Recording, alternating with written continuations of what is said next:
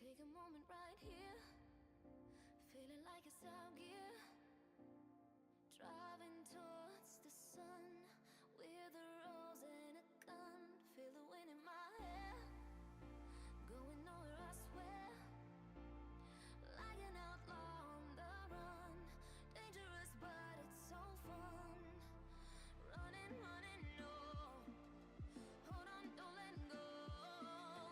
Running, running, no. Keep running.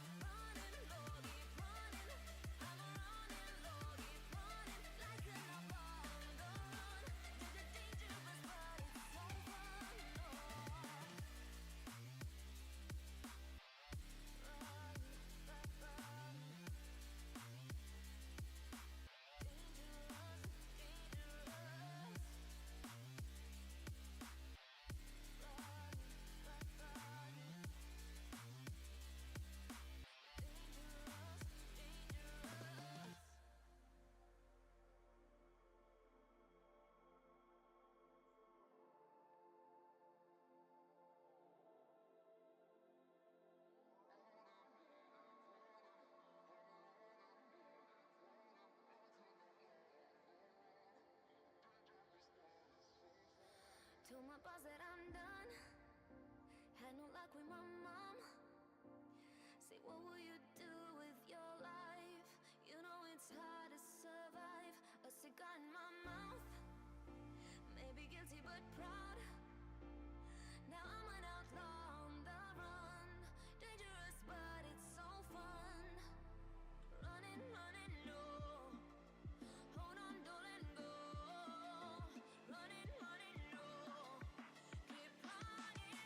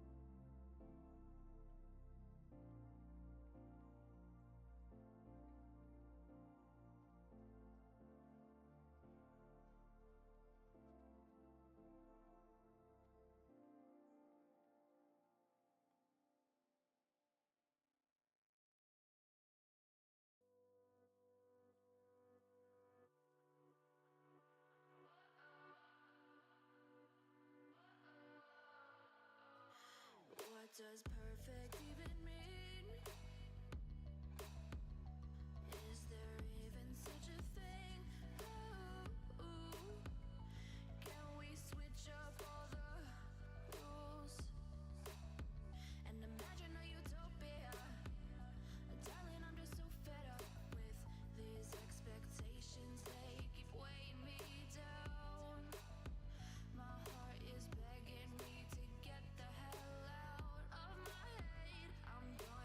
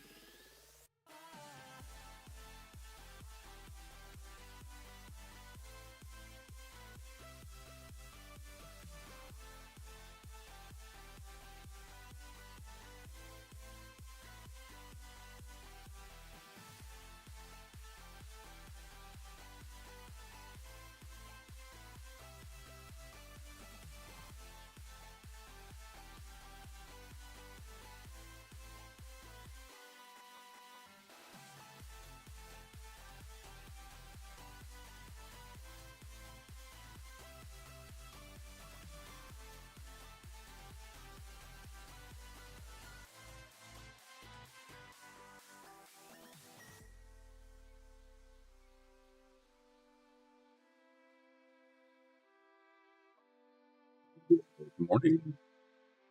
How you all doing? We're back at it. Let's see. Oh, I should. Where are we?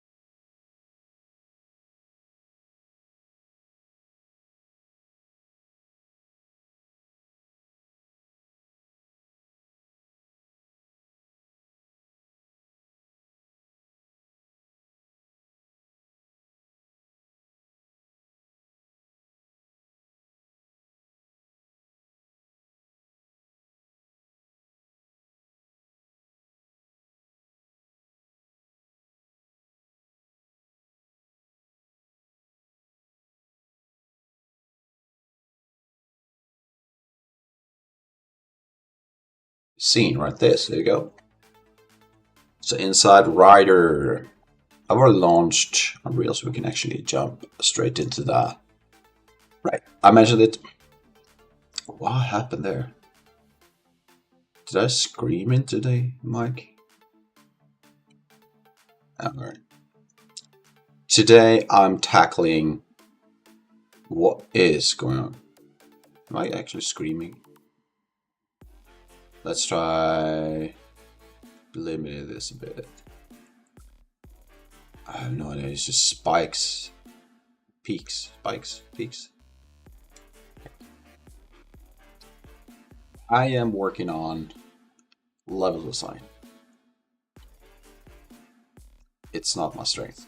It's actually something I've done perhaps a handful of times in my life. And it's been one of the things I've dreaded for this project more than anything. I can't really explain why. Why I'm so against. No, that's not the right word. I'm not against level design. I just don't know a lot about it. I haven't had much time on it, like working with level design. I've done, as an environment artist, I've done a lot of level layouts. The difference is though that that's more for aesthetics. Like I play stuff to look nice, not to feel good for the player. Because there were no players, I made the level often to just, hey, this is what I think it looks good. And afterwards I had other level designers, the proper level designers, like kind of check, hey, you know what, this part, it's not gonna be good for the player. But it looks so nice. Like, come on, give it to me. So yeah, that's why I'm tackling it. I'm really spiking that damn mic, aren't I? Is this better? Hello? That's good. Have I done that all streams? Like screaming? Even my neighbor's pissed off at me. I don't know. Thick walls. We have thick walls here, so hopefully no one's gonna complain. Alright, so normal stalling. I really need to get this going. What do I need? I think I should leave this level and create a new one. That's what I think. The main reason is really that I think I want to keep this for its like initially intended purpose, which was to try out this glow mechanic. And I should probably show that off a bit. We're gonna look at it because I'm quite happy with it. Go. So what I've done in this level, apart from like small practice level design, and I made sure that my eye in the sky follows. I want to really give that I'm more proper presence, right? With just this two beams and an eye, it's not really interesting to look at. So what I want to do, I want to have like cogs, I want to have more embellishments, make it look really nasty and impose it. Probably increase the size, move it away a bit, just give it more like a really proper deity feeling. Maybe not the right word, but I want it to feel like it's a deity looking at you. Something like a god that's overkill. But I want you to feel like, holy shit, what is that? What is that thing like going up there? All the way up there. And it's going to be affecting you, really. Like your sanity. That's the main part. You're not actually. I don't think you're going to ever be physically hurt in this game. At least that's the initial plan, is to just lower your sanity and increase what you see, the weird stuff that you experience. That's the main goal with it. Or just hit my mouse. And I have these what I've been calling so far courtiers. They all had titles related to like a royal court. Because the main inspiration for this came from the emperor army of oh shit, what is the name of the God, I almost had it. These clay soldiers, right? I'm 100% sure you guys know about it. If you just the terracotta army, Chinese emperor who was buried with this big army of clay soldiers to protect him in the afterlife. I believe that's the story, or the fact, right? That they believe that an emperor needs to be protected or conquered. He needs to be conquering or something like that. I can't remember exact details. Someone from familiar with the story, with the mythology, or with the culture of that part. Well, that part, China. Please, if you know, please add in chat. I would like to know. Otherwise, we are looking at what I've been calling the courtier, and they, them are using this glowing effect, right, to kind of give you a visualization, a visual cue as, hey, I'm right here. I'm kind of nervous right now. That's what I'm trying to put up. The feeling that, hey, I'm aware of you right now. And if you get closer, you will see that at some point, the color changes, and so does the beat per second. Actually, this was kind of hard to do, this effect. So by hard, I mean I ran into an issue I never really solved. I didn't really. It looks fine now, but what happened that really almost killed the entire idea was the fact that when you move around. I'm not sure if it's noticeable anymore. No, because I'm using a different approach. But if what happened was that when I moved, the flickering will be irregular. Only when I moved. When I stood still, the beat will be fine. Because I was calculating the distance between, I believe, between the main object, which is the statue itself, and the player. And when you moved, the calculations had to update like constantly, or something like that. I can't remember that was my conclusion at least. And because of that, the flickering kind of started to happen like irregular because the timing was off and everything like that. I'm doing proper like tech speak right now. So I know what I did to solve that was, hey, if you're within this interval, this happens, and if you're within this distance, this happens. It doesn't really look at each frame or each centimeter you get close. It is just like, hey, you're within a meter from me right now, so I'm gonna beat a lot harder. And I'll consider you. I don't have any more lights. I need to turn that off because I can still use my lights. Oh, there you go. That's a bug. So if I get even closer, and now I'm really close, all of a sudden you can see what is going on. Something's coming this way, and it's the big eye. There we go. So yeah, and now you should see my sanity. It is decreasing. It should be faster. I don't know if it's noticeable, but yeah. So at this stage, you should be running away from the. Let's go with eye. I've been calling it eye the entire time. It is an eye. Whoa! What are you doing? That's not. That's not.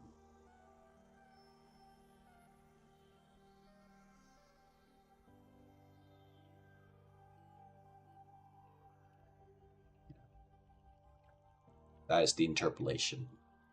Somehow going absolutely insane.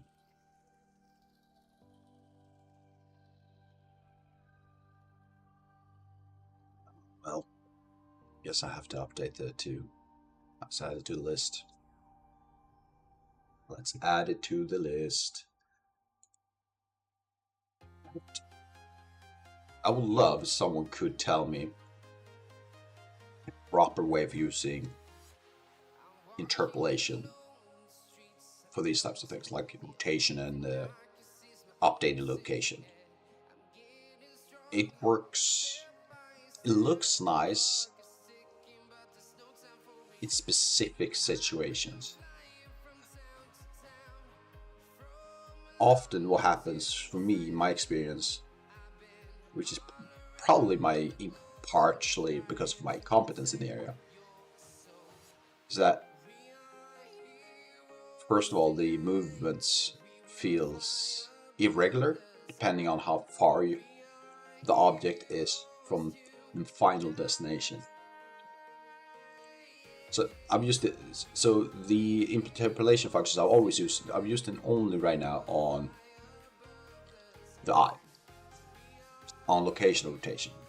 Right now I've moved away from location parts, but I used to have it on. Used to use interpolation on location too. And what it did often was that when I was far away, when the eye was far away from the target, it would speed up really fast to get to me, and then slowing down as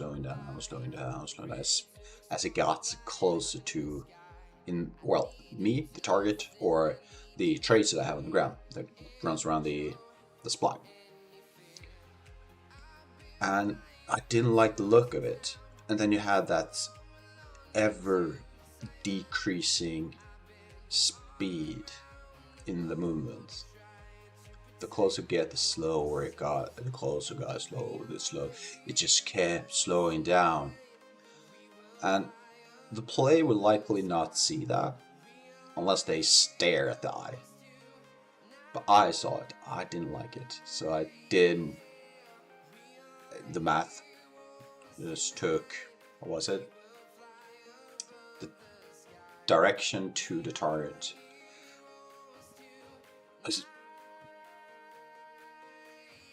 The direction times speed times delta, and add that to my current location. That's the one. That does sound like current location time plus. Yes, I would say that is the correct one. So that gave me a constant, which I should be able to update with more control. Now that I also think about it, I could probably use a linear interpolation to adjust the movement speed depending on specific situations, specific conditions, right? And then there's the rotation, the interpolation of the rotation. As you just saw, it doesn't work. It was working. I thought it was working, but as you saw, it gave me these weird effects. I'm gonna look at that. I think I'm gonna do. For now, I'm going to remove that and do a similar calculation that I'm doing with location. Should work. Yeah. So let's see, update rotation of the eye, removing interpolation.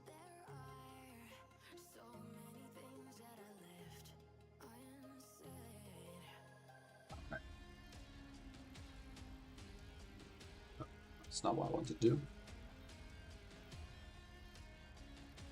Well, I meant to show that off at one point, but not this second. Right. Oh, really? Okay. So that's where we're at right now. And the goal, like I mentioned, we are working on a new level design.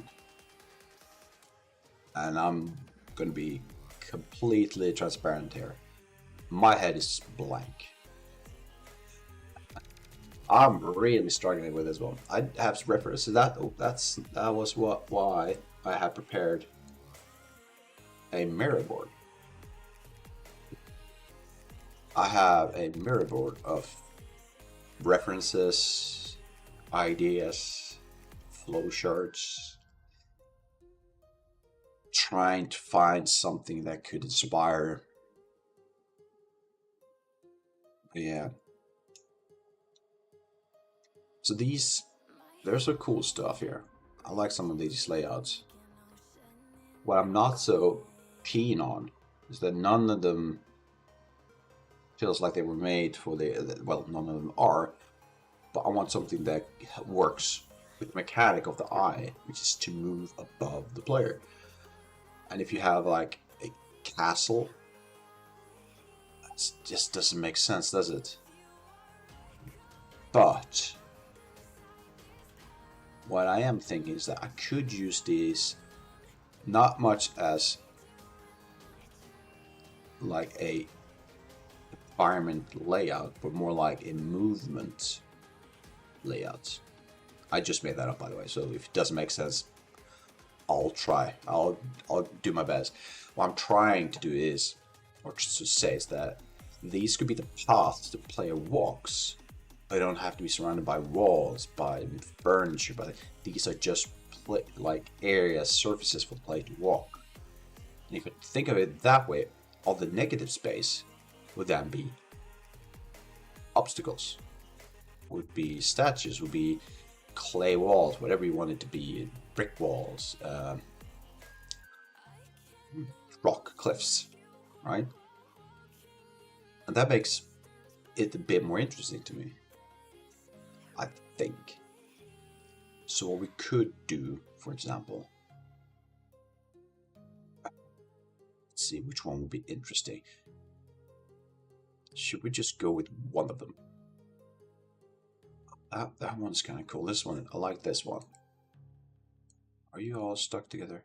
You're locked too. Yes, you are. This one could be interesting. If this would be the start area, and the player can then have more freedom to run out, like in a larger room, slow that to pace, make sure they can feel comfortable with the mechanics or the tools, the keyboards, hotkeys, those types of things. Like you enter here, you have a little small light near you, but as you move away from the main entrance, you'll realize, shit, I can't see anything. Therefore, hey, lantern, let's use it. Then you can enter this big room. This entire thing could be a single room, and all the black spots will be obstacles, a cluster of statues, a big pillar. This one could be just a big, stupidly big pillar. I don't know. I think there's something I can dig into, kind of like explore with this. I could probably go for this one. Actually, kind of like that idea. Ooh, I do like that. Okay. Sorry, I need to.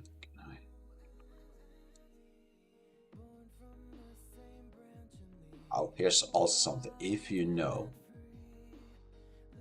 how to make sticky notes in Miro, works slightly different than what it does right now. Just one second, I just need to add this as a white. Let's just increase the thickness a bit. What I mean is there's this weird thing. I guess it's not weird. I don't like it though. I don't. I think it's not proper. If that's the word, but I'm gonna say it. It's not proper. If I take, let's say I'm just putting it right there. Alright? Fine. Hey, it doesn't color up the image. I can now grab this and just move it. Wait, come on. Why? Oh.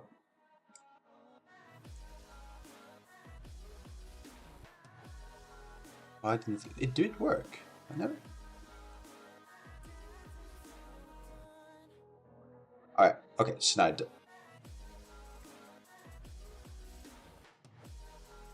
I just made a fool of myself on the internet? Is it a delay? It's a delay. I didn't know that. Okay. Myra developers, I'm sorry. I was about to take a rant on and completely throw you under the bus. No, I wasn't. I was going to be critical.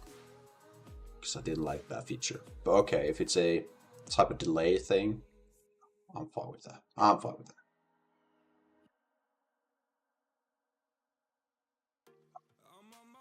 Got the coffee. It's just empty. So I'm gonna have to go and get more soon. That's me in a nutshell when it comes to coffee. I guzzle it. It's a guzzle. I chug it. Let's go with that. Stop. That's not right. Chugging is not the right word. I know that. I know it's not right, but I'm gonna go with that. I'm chugging coffee in the morning. All right. Enough. Focus. Focus. All right. Yeah. I like the thought of having this as some kind of template.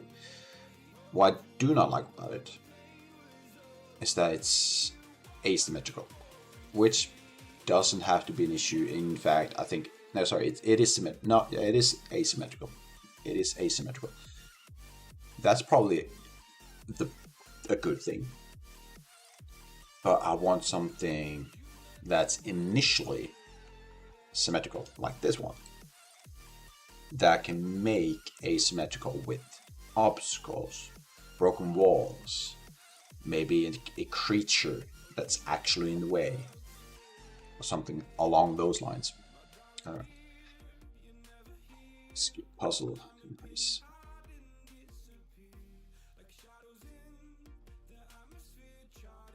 So, how are we actually going to do this? I think these could be nice if they were always connected. But then again, what I'm missing is that big area. No, I'm not. What if we made this entire thing a big room? Imagine all the black area. It's still flat, technically. It's part like you still feel like you're in a room, but you can't actually walk there because something in the way. Like you could have.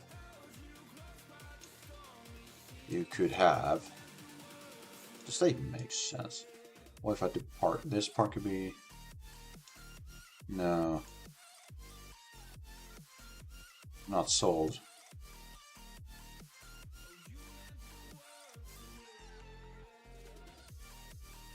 So I'm not really sold on these things.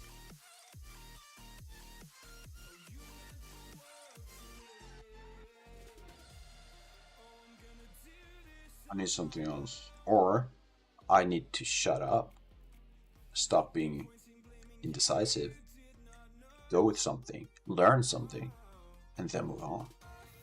That's also that's an option. And it's probably the best option I have. So what I'm going to do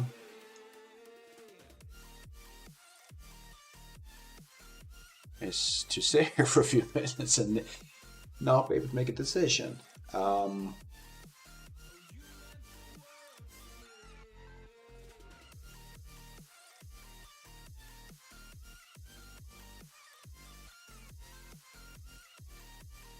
So what to do? I'm going to pick one of these, I think. Keep it to the side on my second monitor. And just am I overcomplicated things? That wouldn't be the first for me.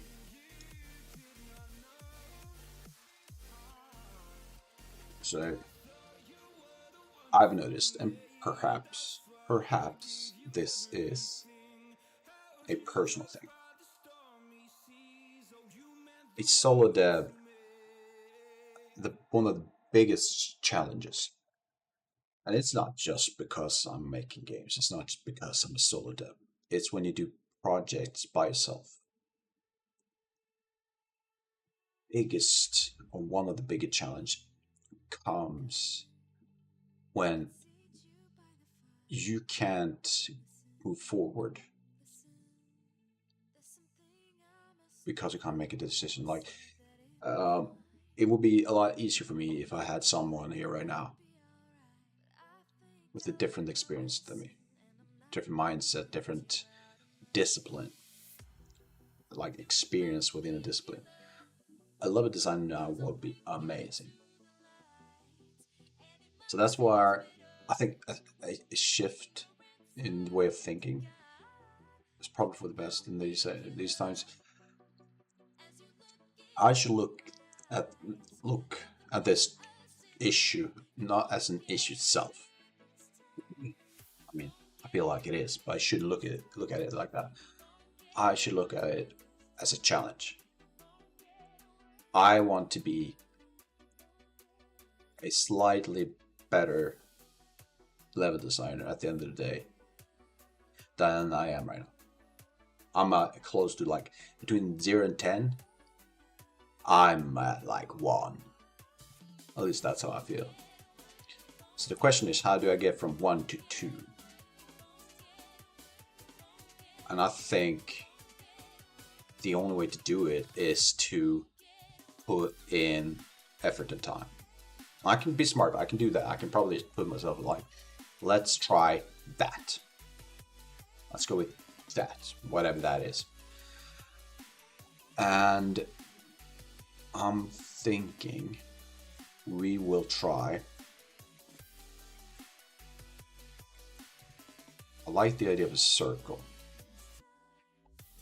I like the idea of having this. Okay, so let's actually, well, I'm zoomed out. Here we go. What if we try what I'm looking at right now? A room over here, one down here, and a connecting room to a bigger corridor of statues. Perfect, there's statues. That could be connected to this part, and I could probably even do this section. And here we go again. Now my head is going, what would that be for the player? And that's not a bad thing necessarily, but it's setting, it's giving, I'm put in a situation where I'm having analysis paralysis.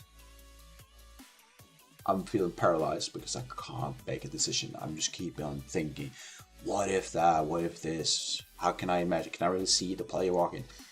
So one thing I discovered in the level I have that I just showed earlier, which got me really thinking this might be something. I might actually have a fun game. I didn't feel that way. Well, it's gone up and down. It's been like a roller coaster. Let's actually do this. Can I make that default somehow? I don't know. Layers, color. Let's go. Black. And there we go. Oh, and if you don't know, this thing of using paint, not my idea. I'll happily admit that because there is someone who deserves really like praise for making this a thing on Twitch or live streaming in general, and that is Pirate Software, right? I mean, just hey, use the simplest thing. What did he? He should. Oh yeah, it's just gets. All right, sidetracking. I'm so sidetracked today. So I can't focus really. Please help. All right. Why am I in this part again? I want to show you something. Oh, right. The anxiety curve, or whatever you want to call it. Confidence curve. Let's say. Oh, I'm not good at graphs, but hey. Let's say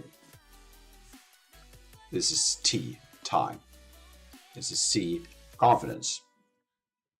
When I started, like everyone, I started at 0. I had no confidence, or should I say, I hadn't thought of confidence yet. I haven't really, it wasn't in my mental capacity, mental state,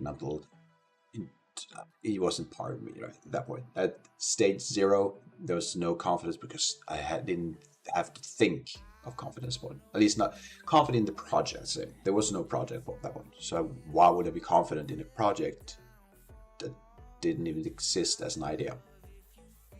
Do I make sense? Of course it makes sense. That makes sense. What happened was that I saw a vision, right, in my head.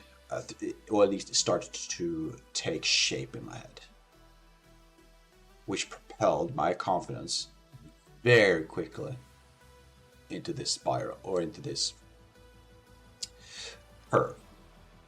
Steep curve, like holy shit, this is gonna be great. I felt really good. And then I reached a peak. Still really happy, right? I mean, look at it. I'm way up there. I'm almost breaking the wall of the confidence axis, right? But then something happened. I think there's actually a name for this curve, so I'm going to actually just draw it out. Like this. There's a name for this curve. Can't remember. Someone explained to me, well, not to me personally, but I saw a YouTube video. This is a very natural state of creation. Creating something. Like an artist goes through this. I'm sure even within science, more pragmatic and practical skill sets, or disciplines, you would probably go through something similar. I started out confident really early on. At this stage, like a week in, I was confident. This is the best idea. And I started to work on it. I started implementing it. I started going to Unreal. I started adding all the stuff I wanted to. Ran into issues, ran into doubts, and then all of a sudden I was down here. Like within reasonably quick time slot, right? A short time span. It's like within, I'd say, a month. I was at that stage where my confidence in this project was like rock bottom. That was terrible. Oh, no, not gonna happen. Let's quit. Honestly. And I think it's so the idea that I came to realize was, after watching that YouTube video, it's a matter of reality sinks in. In the beginning, you start like do small stuff, the easy stuff, because you're just starting. Like learning a tutorial, watching a tutorial, learning how to do various things, and then you have to do those things and realize, wow, wait, just watching a video isn't enough to master something. You don't really know what it is until you've tried it out, until you put in time, whatever that means. It could be just more than what I've done previously is enough, right? But still, that's what's happening right now. I was confident. I realized I hadn't really mastered a lot of skills that would keep my confidence in the project at a really high level. I mean, just look at the few things I'm going to have to look into. Never done. Level design is one thing. Rarely done it. Actually, I've never done it more. You would probably say never done it. Real level design would probably say you've never touched proper level design. You've set dressed, but never level designed. Sound effects. Honestly, I can say, not proudly, I've never touched anything related to sound in Unreal. I believe I've done it in Unity many years ago. I feel like old man saying it, but it's probably been more than a decade. Like in my late 20s. I just aged myself, I guess. Doesn't matter. So that's another thing I need to look into. And when that piles on, the thoughts that I've never done these things. I never done that. Oh shit. I need to do these things. And on top of that, I want to release these to people. This game. So then you have, it piles on. It just piles on. People's opinions all of a sudden takes part of that doubt that on top of everything making my confidence go down. And I struggle with these things daily. I'm more than willing to admit that. There's no shame in it. And the reason I feel no shame in it is, first of all, it's just natural. Everyone, I believe that. I believe everyone, in one way or another, on a scale probably different than yours. It could be more extreme, less extreme, barely anything. But we all go through these things. And that's where I'm at right now. Well, actually, I'm probably more in this area right here. Maybe even further up. It has turned around a bit, and I'm going to go back in that dip again. Do you think that this thing up here, this small part that we haven't really drawn out yet, still continues upwards? Hell no. No. We're going to go back to this. This repeats. The thing is, what you don't want, which might happen, might not, depending on, but in reality, if you really look at it, you'll never be down here again. You'll be down low. You'll probably go all the way down here before going back up again. But this is an increase. Your lowest is slightly higher than your absolute lowest. That's my perspective on it, at least. I mean, it would be logically impossible unless I expand on what I'm trying to do to reach a lower level. I mean, well, actually, no. We're talking confidence. Of course, confidence could go low, but let's say competence instead. I think this seat could also replace with competence. At least what your perceived competence is, or am I even making sense right now? I'm trying to be philosophical, like really smart here. Confidence and competence often go hand in hand in the way of what it makes you feel. If you feel confidence, you also perceive yourself as competent. But confidence cannot be measured, as it's harder to measure confidence than competence. You can measure competence in one way, like some way. It's not like it's easy to count it like money, like dollar bills or whatever you want to call it. Like bills, you just count it up and you know, I got 1,000. But competence could be measured in a way, since you can tell I know more stuff now than a month ago. Therefore, I'm more competent. I've challenged myself to 10 hard things. I've conquered 5 of those 10. That's 5 more than I did before. I'm more competent. See, so that's what I'm saying. It's easier to keep track of, to measure. Confidence, that goes up and down. I could be more competent by completing those 10 challenges. But I then realize, oh shit, those 10 was just a small step, or 10 small steps in a line of 1,000 steps. Then your confidence might go back down again because you realize, shit, I have 10 more years or something like that. It's all about just take it one step further. And I do tell myself these every day. If you ever, you'll notice while on my channel is that I will talk about these things. And it's something I've told myself multiple times. Like, I don't preach things I don't experience myself. I hope.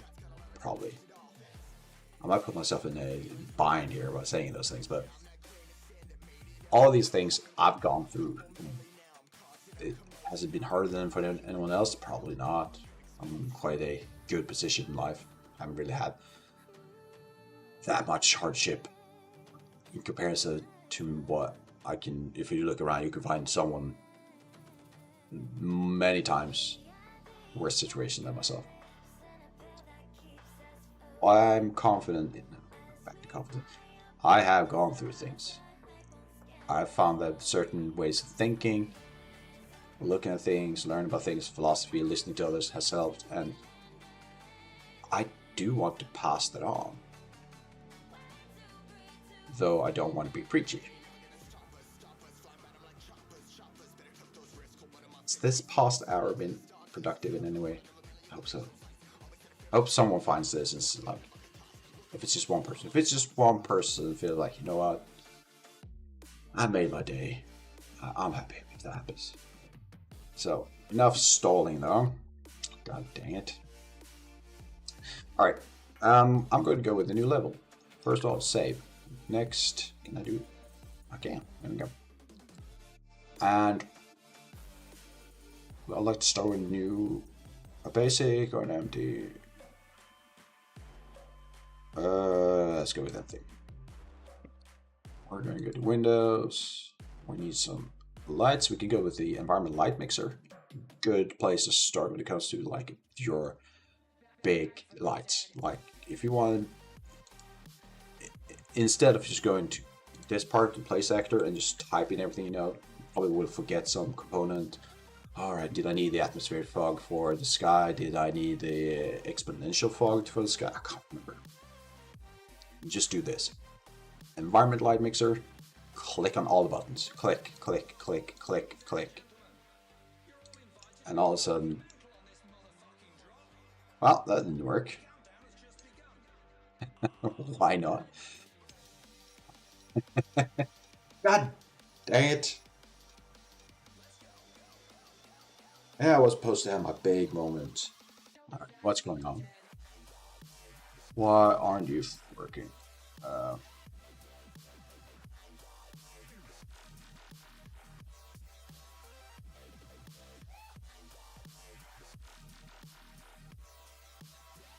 I'm really confused now.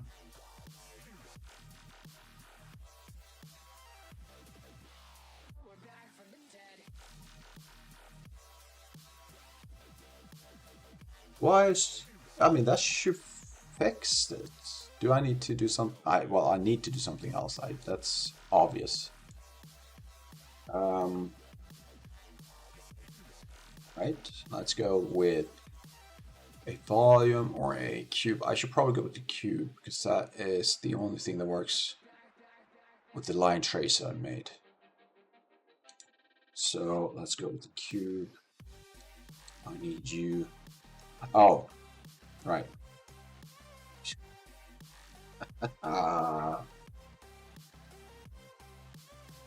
It helps to be in right viewport, right? Like, okay. I want to try this again. Just no one saw that, right? You didn't see anything.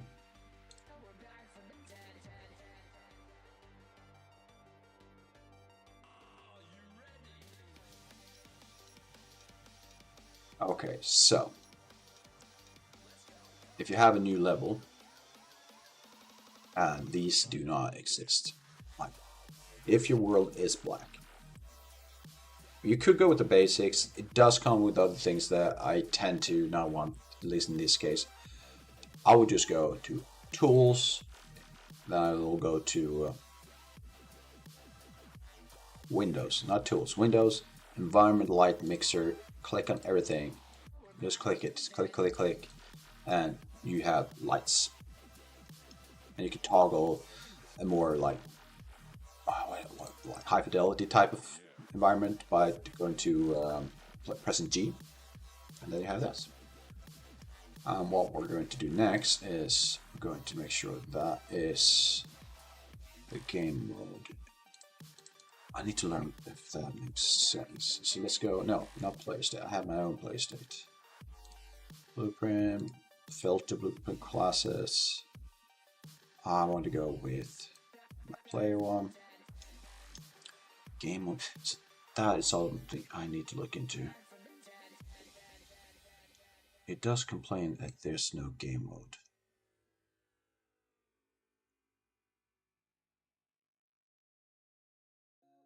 I'm either making one of two mistakes right now when it comes to the play. The play state complains there's no game mode. Whenever your heart is broken, don't ever forget you're golden. Why? Light in your soul, I'll be there. It's a warning. Never leaving you in the darkness. It's another one. When you're out of focus.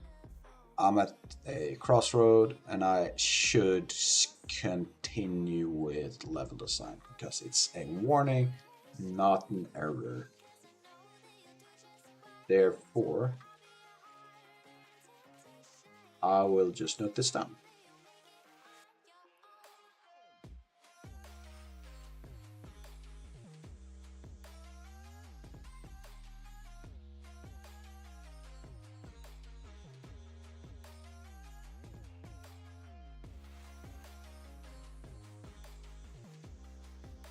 There you go. All right. Back to it. I now have a player. Let's make it 20. I'm just going to confirm. You are beneath the world. How big are you? You're big as. Let's make you 5 instead. And let's make you negative 2.5, which should have the player. It's not. Why not? Let's go negative 5 then.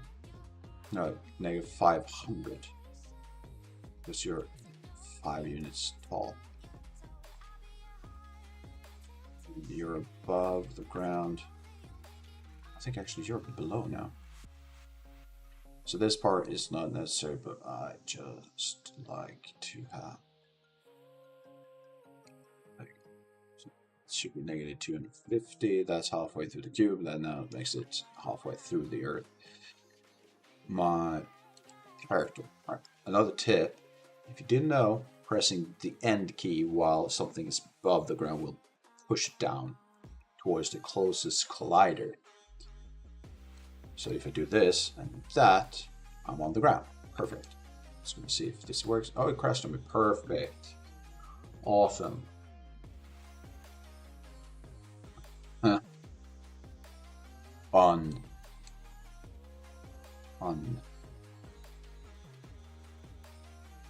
This is game design or game development, isn't it? In a nutshell, let's go see. Why are you complaining? Level number 66.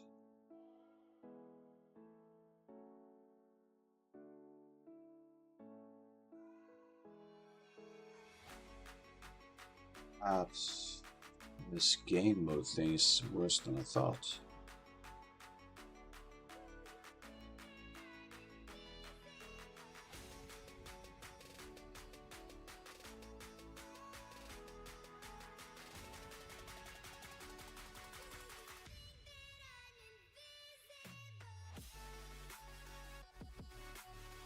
So here's the thing.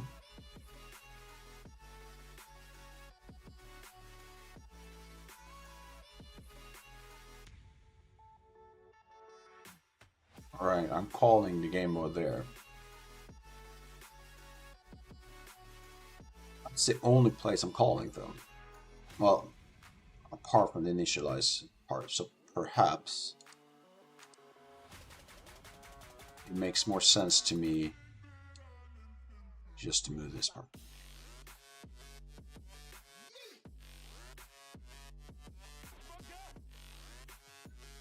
I'm going to do this.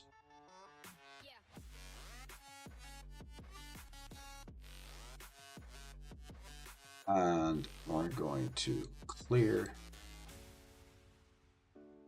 you. Go this part.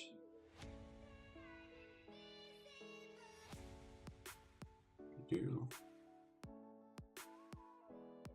actor died, character, there we go. And we're going to remove you, you,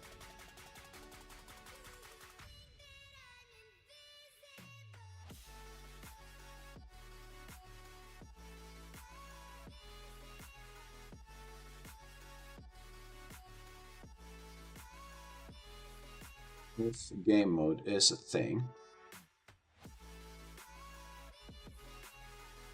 and we also have an else.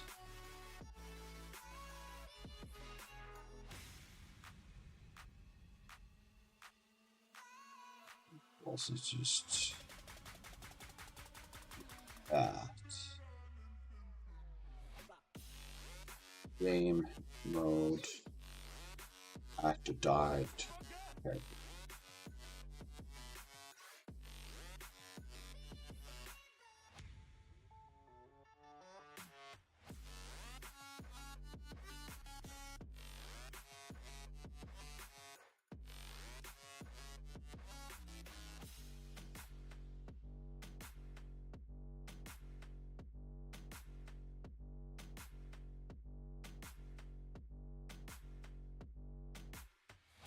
So I'm initializing this, I believe, at begin play. That could be an issue, I guess. So instead, I'll remove you.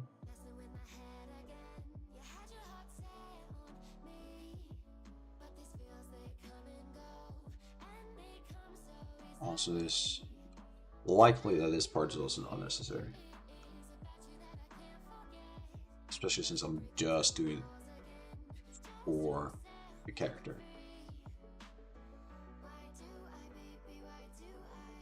I could remove this entire thing, but I'm going to keep it. Then going to do that. Make sure it builds. Likely not necessary, but hey, we're doing this the hard way because I am not an experienced programmer. I know very little.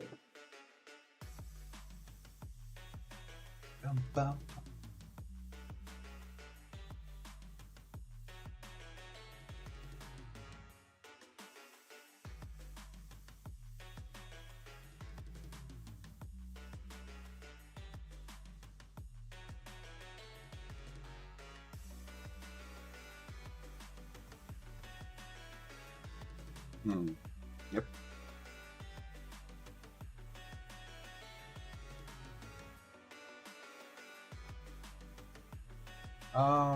Right. We're up and running. I assume I'm going to have to do this again. Limelight, all in. Go. I want to go to you. Q. Center 2005. 250. Say. What are you? You are. It is a test level. So I assume a good name for you will be. I assume we can go with experimental level layout. So.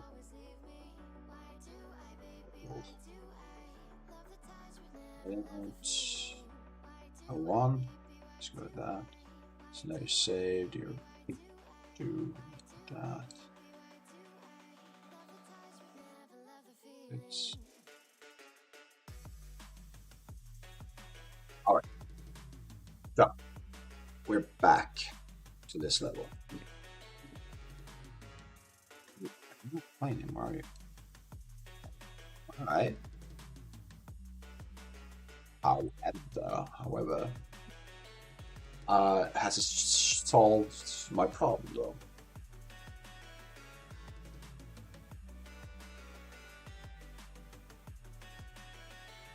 Maybe it's not really because it was complaining about not finding the game mode before I even pressed begin play. Why?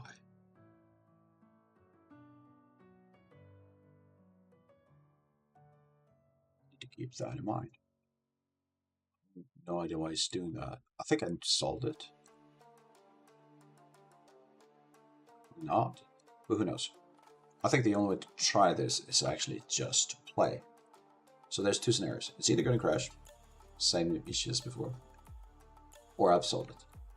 I solved it. Alright. So initializing or calling the game mode on begin play could be an issue because it happens later on. Is that the thing? Is that why it's complaining? Can't find the game mode because there's no game mode unless the game is started and a few milliseconds pass and then I have a game mode. Is that the thing? Alright. Either way, we are level designing. And I need you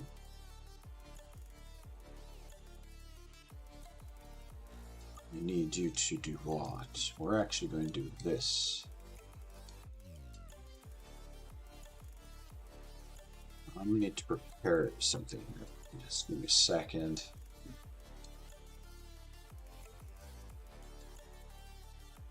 I don't need all of those, so let's just grab a screenshot. F4 window.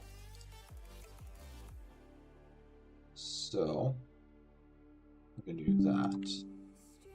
Drop it into PureRef. Then you're going to mode, right? Always on top, yes. Let's go click here. There we go. Up. All right. So now that we have you,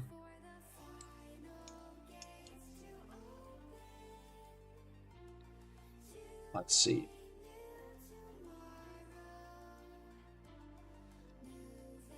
What are we start with? How about a staircase? How about that? Geometry. Linear staircase. Suddenly you are in the way. Let's go. Alright. So, staircase. Center. That. Which direction is straight again? Okay, so that way is straight. I need you to be 50. Like that. Like that. Step lengths. Irrelevant. Step height. Well, that's in 15. Let's go to the top. I am wasting time, aren't I? Nope, I'm not. Let's go with this. 400. And 1, 2. There we go. Step length is 30. Let's make it 45. And also number steps. 15. You know, we're not going to nitpick. This is up, down. Alright, so now we have a height. And what is the height again? 15, 15. What is 15 times 15? 45 plus 150 is 195.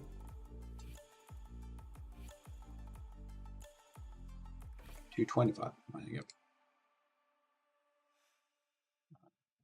Then in this area, so let's add a box. Let's go back to top view. This area. So the width of a corridor. What is that? Do I want it to be narrow to increase like a feeling of claustrophobia? Wait, sorry. We are not actually. This is what we're going to do. We're not going to think of this as a corridor. We're going to think this is a platform for now. So let me cook. So 200 is way too small. Is it?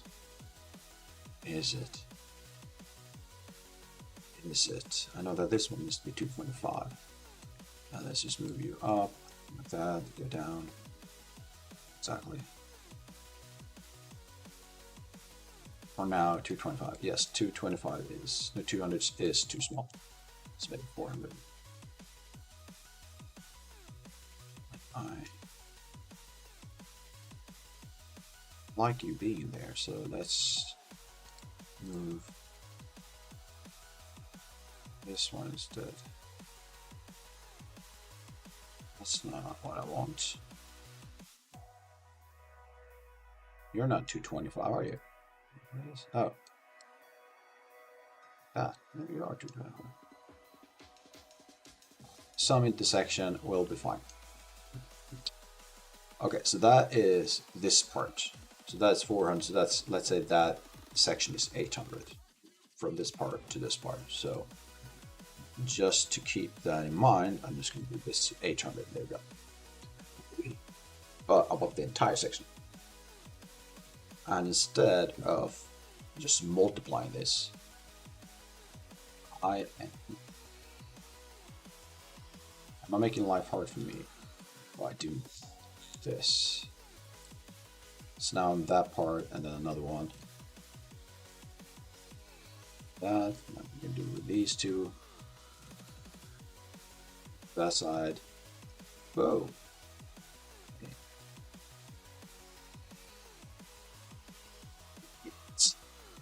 Gosh dang it. It's not the right game mode, is it? I mean, it is. It should be.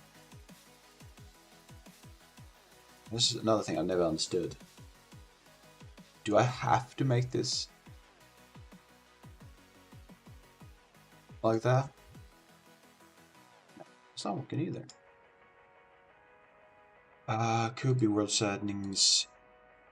Name.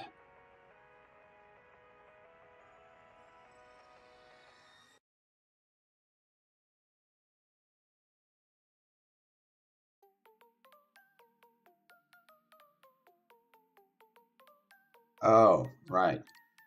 Right.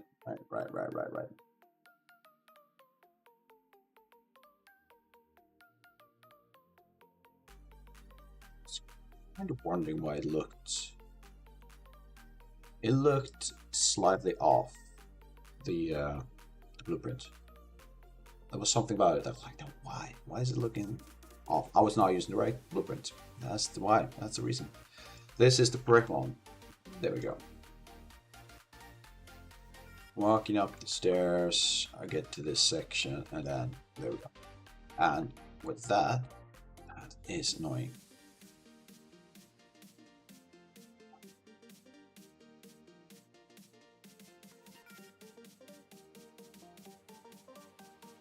No, I shouldn't. I know I should, but it annoys me. It does annoy me.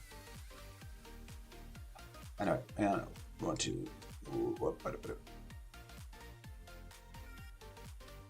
Let's just do. You know what? Let's do this. Nope, that's not how it works apparently.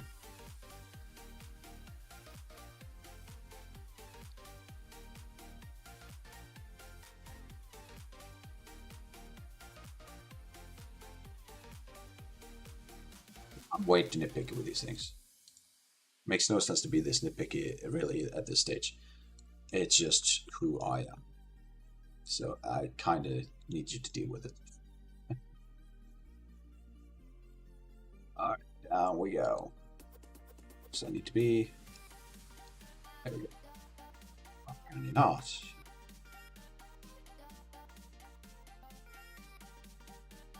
Alright, that's just way too nitpicky. Let's go with that. Alright, so what we're doing right now, we're at this stage. And looking at it, I could probably expand the width of the staircases. So let's make these two actually properly sized. That will be width. Let's make them 800. You do that. I don't like you doing that. Really don't. Can we not do that?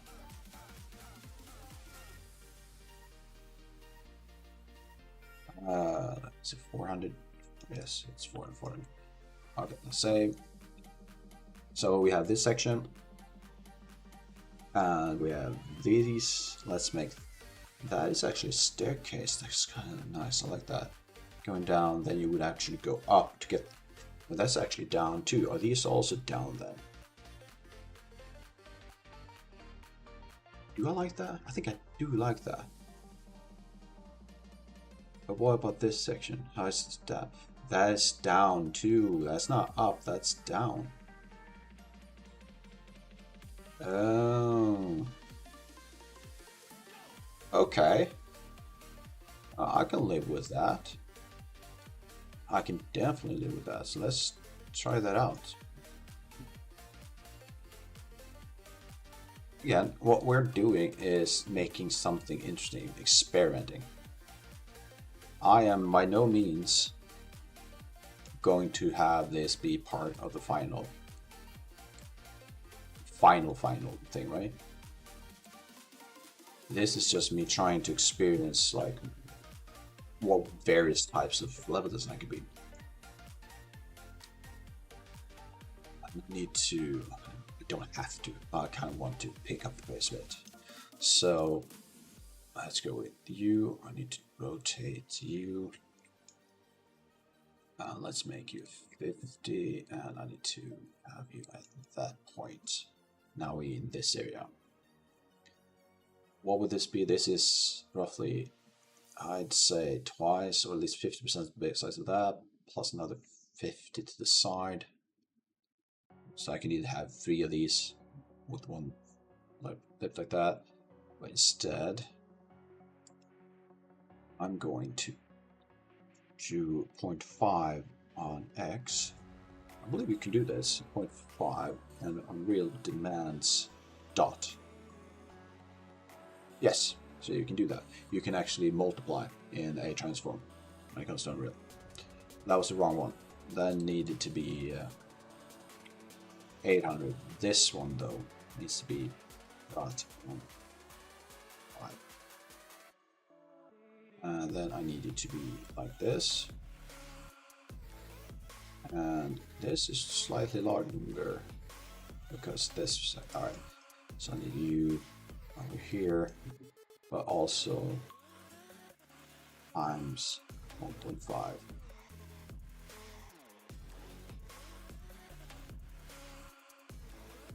Nope, right. What is that? That's 1,000. Right? Yep, it's not. Because it's 400, not 200. It's 400. 200. There we go. With that, we are in this section. Then I need you. So now we have 1, 2, 3, 4 steps. So what I could do, save some time, is that I can make one long step. Or I will take the longer route and make 4 small ones with a step between.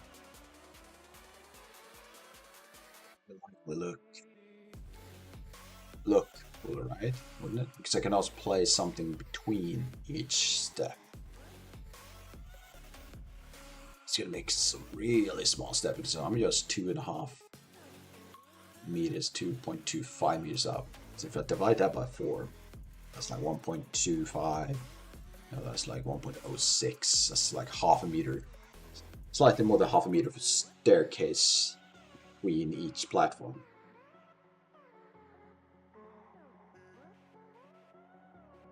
I don't have to think this through this much. All right, let's go with it. 4. Let's go for it. I need you. This 1, 2, 3. Is that 4? It's 4. So that's my first staircase. I need to divide you by 4, so that's 56.25. All right. Divided by 15, that's 4 steps. How about we do this instead? 56.25 divided by 4 is 14. No. We're not gonna do that. We're gonna do this. Step height is gonna be 15. Number of steps, it's gonna be 4. We're gonna move you up, we're gonna move it down.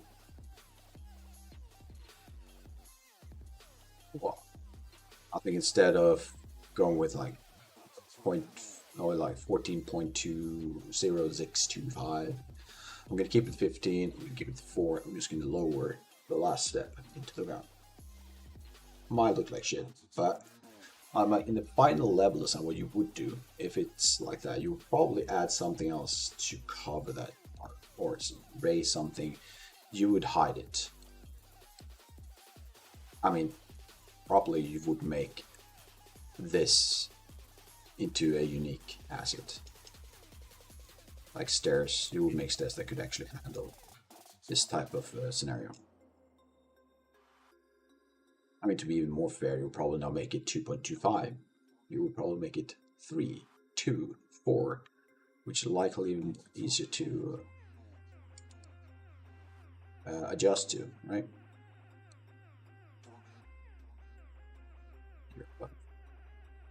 Slightly above.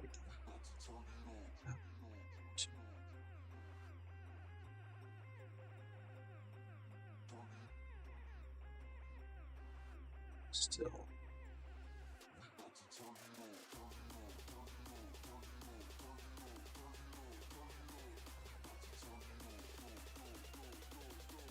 It's what?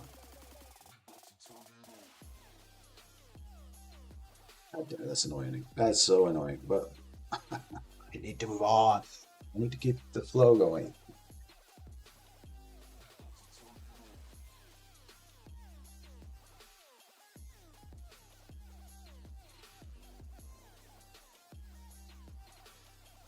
So next, let's do it this way. I'm gonna make you 100 and do it this. And if I move, it's not gonna be all right. How I think this entire thing compared to what we've done will be, that's probably 400, 400, 400. So let's make each step, which is 4. If it's 400, I need to make it 200, which means the step length not be 45. 4 times 45 is not. I need to make them 50. So you're going to be 50. Why did you jump up?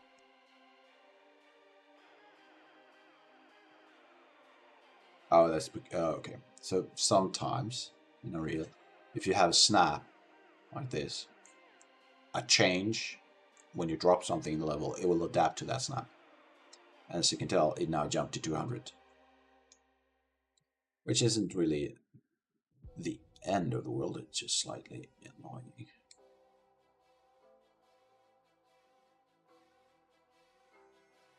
6 is fine. And high chance that this is also going to do the same for you. There we go. And for now, I'm just going to 168. Let's do 5,000. And then go back to this view and make 2, 3, 4. 1, 2, 3, 4. Now there we go. Actually, let's go to this side. You need to go all the way down. And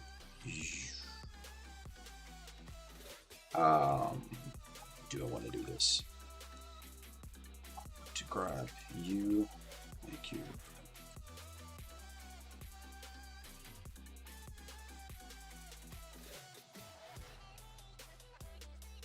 I'm not going to care about how it looks on this side.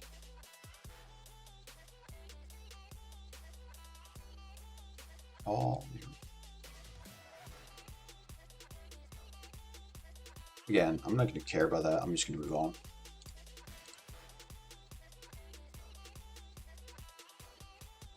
Far down, it went to 40 down. So let's do another 40 then.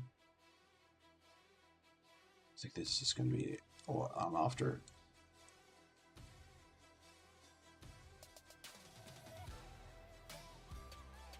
It certainly isn't.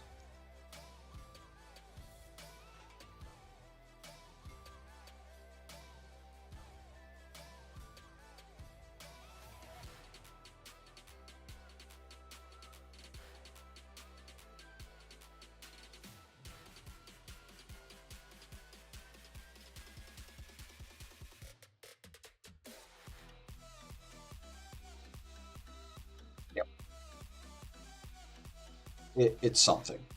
And I don't want to look like I'm nitpicking this thing, so we're just gonna move forward.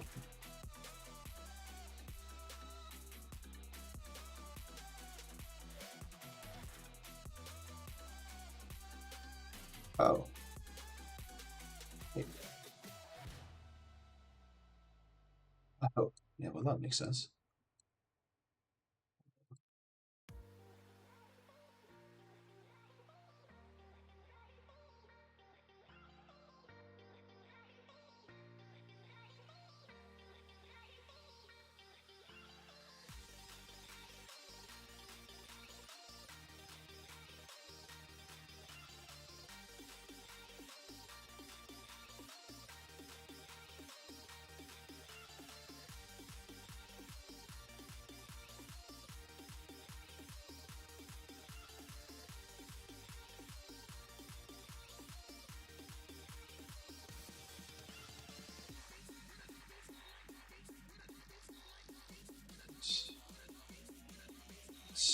Maybe one step back.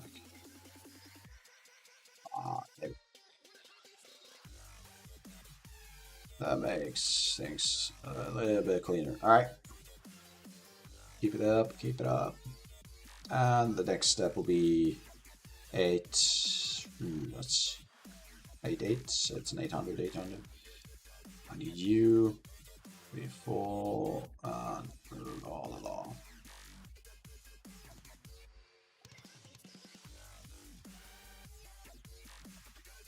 8, 8. I think. Oh, we're on the ground now, aren't we?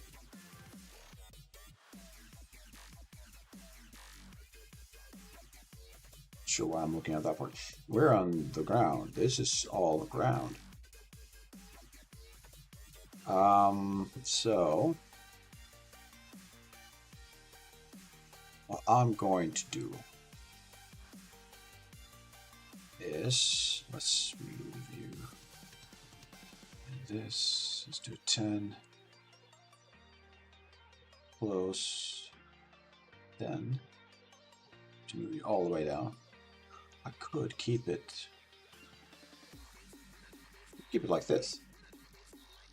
No, I can't. But if I do that, no, I can't. I can definitely can because I can just do the same thing on this area. I am. I can, and I am. Always adjust this later.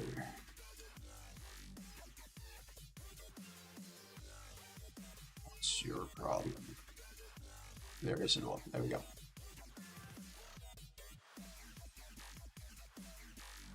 So we have this section. I'm going to make that section. So while I want to do that, is that we could have that as a small platform for something, an objective, maybe, you know,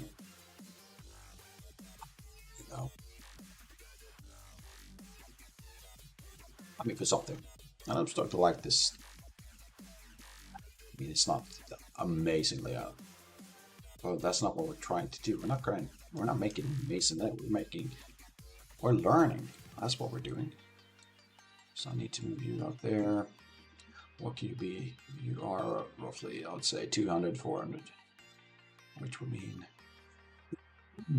Sorry. Let's make it 200, 400. No, we're making 400.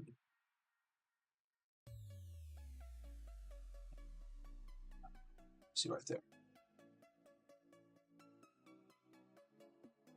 That's, I'd say...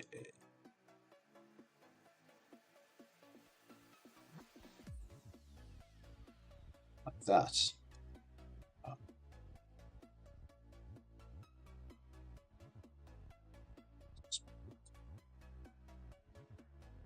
I'm perfectly fine with a small gap. As long as it doesn't affect the player, like movement wise, I'll live with these things. Alright, so now we're in the circle. Likely would have been better to start with a circle.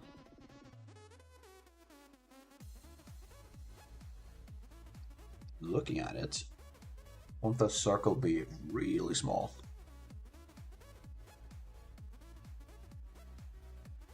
Again, Well, let's just keep on moving.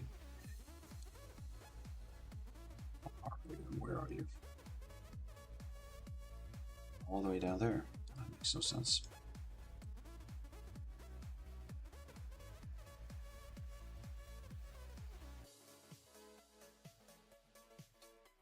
You to be roughly in that area. Straight ahead. You are. Oh, so awesome, awesome. 61, 6350. I'm gonna keep it to 200. The other radius, I'm just gonna wait. Let's do that. Roughly, I would say 16. Could be better with 32.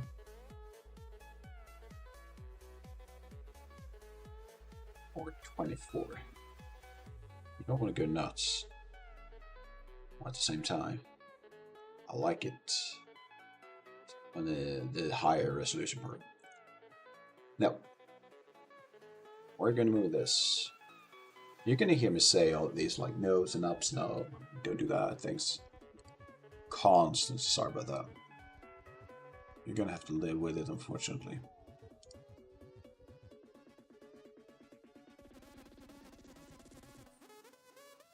Oh. Does that mean? Does that mean I have to increase the size? Yeah, it does. Yep.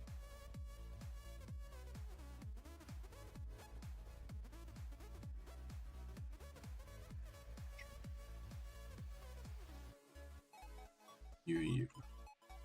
I'm gonna give you another 200 on each side, which is 400. So I need you to be 1200. Reason is because I do want something on these things.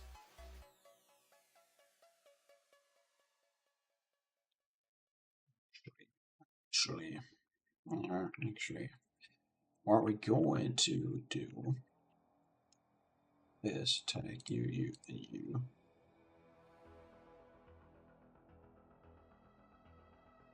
Move you one. Oh, I have this. I want to do this first.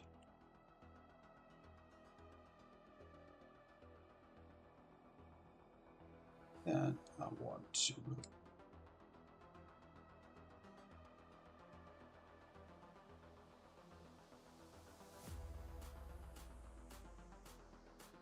Is that what I wanted?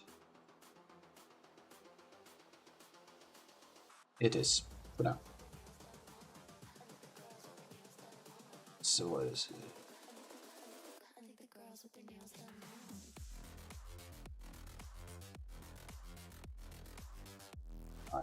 You know what I've been missing for some time now?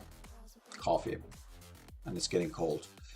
I'm going to take 1 minute, perhaps 2 minute break. Let's say 2. And I'll be back in just 2 minutes. All right.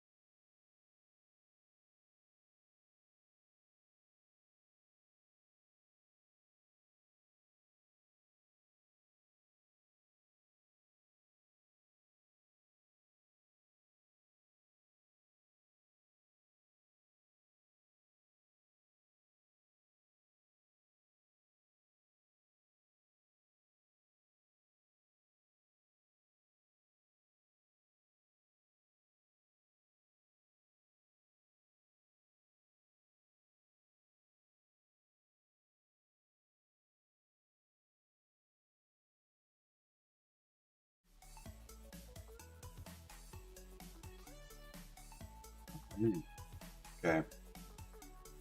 And hear embarrassing story, and to show what an extremely experienced streamer I am. Right. So at the beginning of the stream, I'll spend about, I'd say, slightly less than 20 minutes. What can only be described as yapping. You know what I didn't do? I didn't actually include the sound of my mic.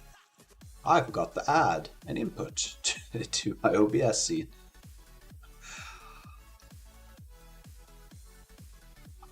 An idiot. So, what's going to happen was, at the end of this stream, I'm going to have to clip that part. And when I create a highlight, it's just going to be, yeah, it's not going to be there. Because you don't know all the things I did yesterday. You don't know about anything that I yapped about. So why include it? Why? I'm an idiot. And the same goes with my break scene. Like, I'll be right back, BRB. There's an image. Good. There's a text. Awesome. Sound? No. Mic? No. Well, the mic thing could be a good thing to leave that up. Don't want you to hear me walking around, right? But I do like it if you can actually hear some music sound. Oh, I'm just going to take half a minute to add a output.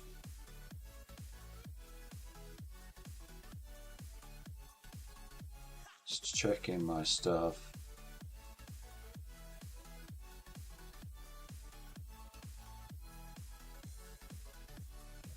That could be like this.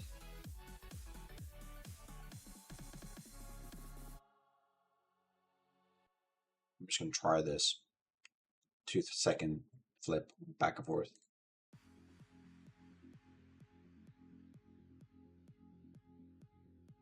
We're back. Sound, mic, everything. All right. Lovely. I just love scuff.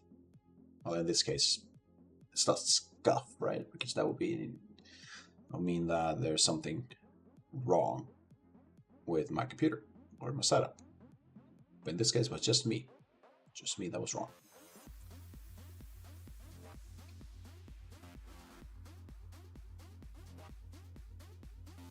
Idiot.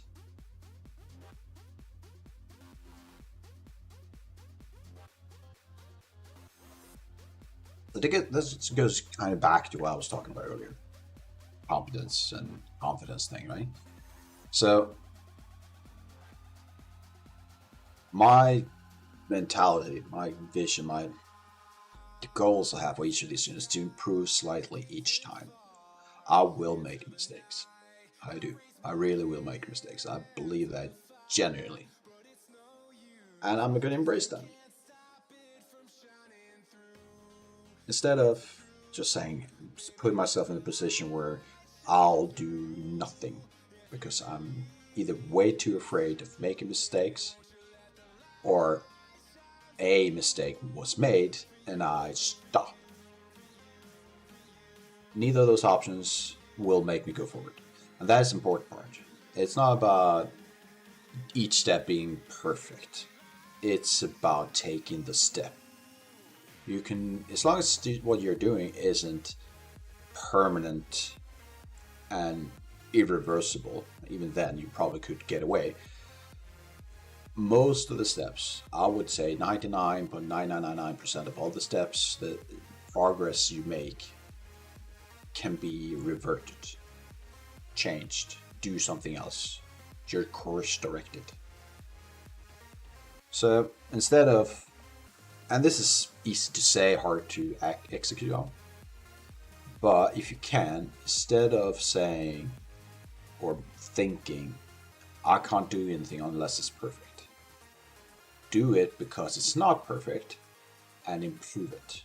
It will never be perfect. Nothing you do, and that's not a personal thing. It's a universal law, more or less. You will never do anything perfectly. I personally don't like the word perfect. It makes no sense to me. It's a concept unattainable to anyone. Pick anyone, and they will be imperfect because they're alive, because they're human, because they live in the world. Well, it's a paradox to say there's something perfect out there. There isn't. Period. You can always find a flaw. Mostly because what's considered a flaw would be personally, I guess, like up to you. What do you consider a flaw? Would you say it's a flaw that I only get 6 hours of sleep every day? It's not a good example, but would you consider that a flaw? Wouldn't you say a perfect person would get 8 hours? Well, I'm getting 6. I'm making stuff. I'm living life. I mean, I'm not rolling around in cash. I'm not surrounded by luxurious, the most luxurious things in the world. I have my things. I have some nice to haves, which is luxury to me.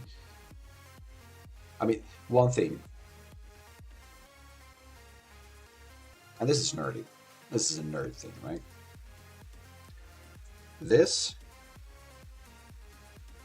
a magic card, if that's not the height of luxury, I don't know what. I'm not saying it's a good thing. I'm not saying, oh, if you don't have a magic card, you're not. What else do you do with life? You're a nerd, a geek, loser. No. The fact that I can buy it because I have money saved up. I have spare change. I don't have to think about tomorrow. I don't have to think about what I have, like what's in my fridge. That's luxury. Might sound like I'm bragging. I know, might be a bit because it's my bad collection. I just want to appreciate what I have and what I can do and what I don't have to do. That went way too deep, didn't it? Bring it down. I think it's a level of coffee in my blood. It's not enough. Right. So where were we? We were creating. I do feel like I might be making this bit too small.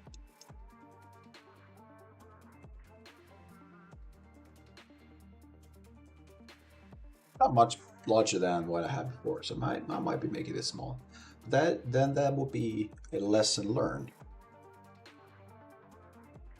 If it turns out that I'm making it way too small level, I need to take that with me. It's that simple.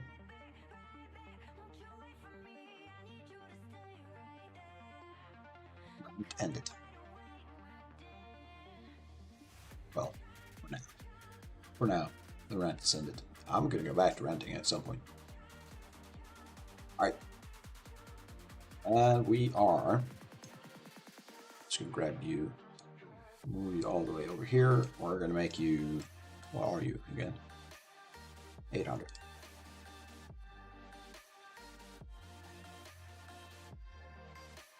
Something tells me it should be this way. Why? But that is the case.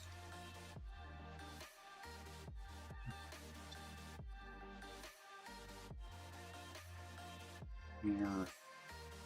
What are we looking at? We're looking at this to be roughly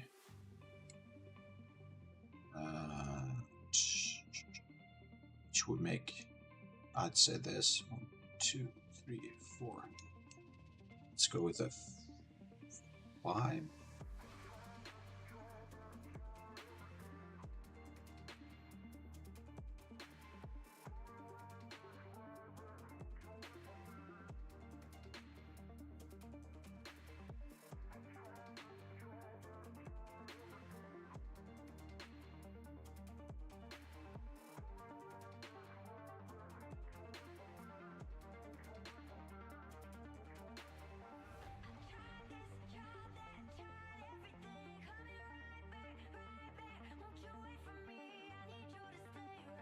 All right.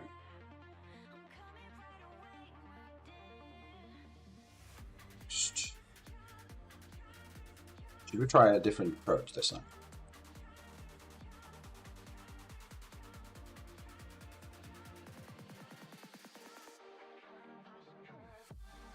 Why that? I mean,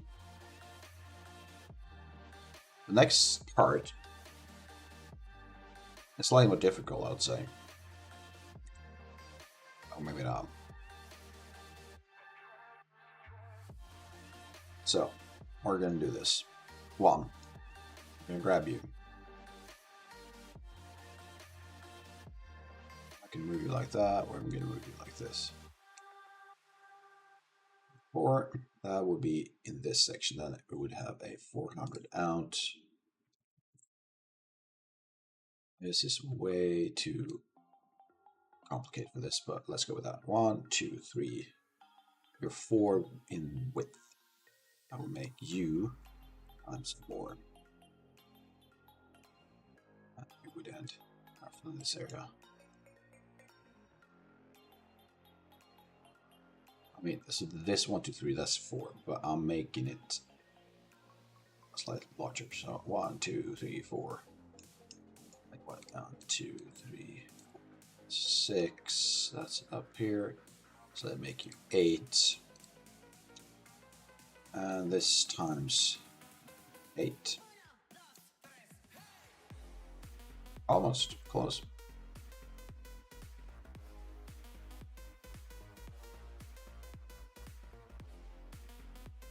No, that's near enough. And here we go.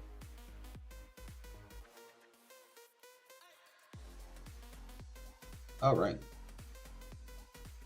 1, 2.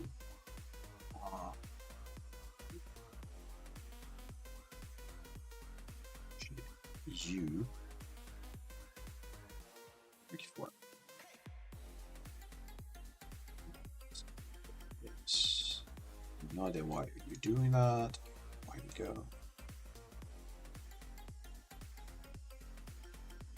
And we're gonna make step width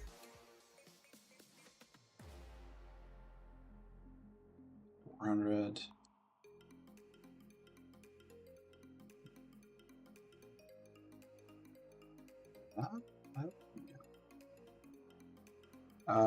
We're gonna make you. Can I make you go the other way around? Can I flip you counterclockwise? Yeah. And I also have that section. What now?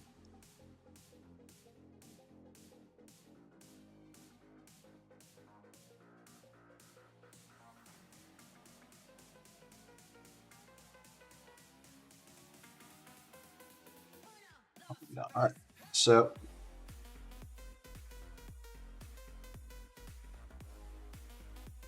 I still want it to be 90, but I don't want it to be. Let's lower half the number of steps. Let's try that. Can I do that? I can. I can make it 5. And that happens. Okay. To move you up to that part. It's gonna be different though. I don't like that. I don't like that. I'm gonna make it 10 again and lower you down. And we're gonna half the step height.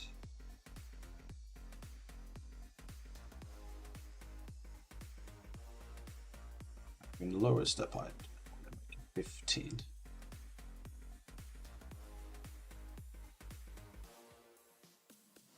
Go. I'm gonna grab you.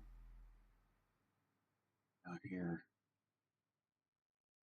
100. 15 is fine. And number of steps. Where are you? There we go. I'm gonna make you.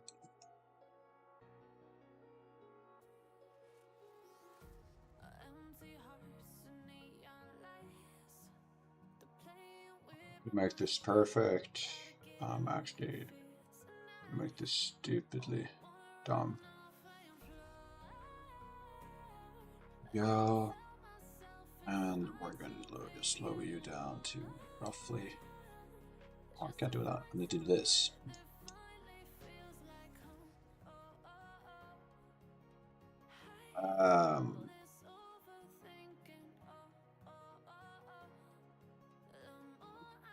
Do that.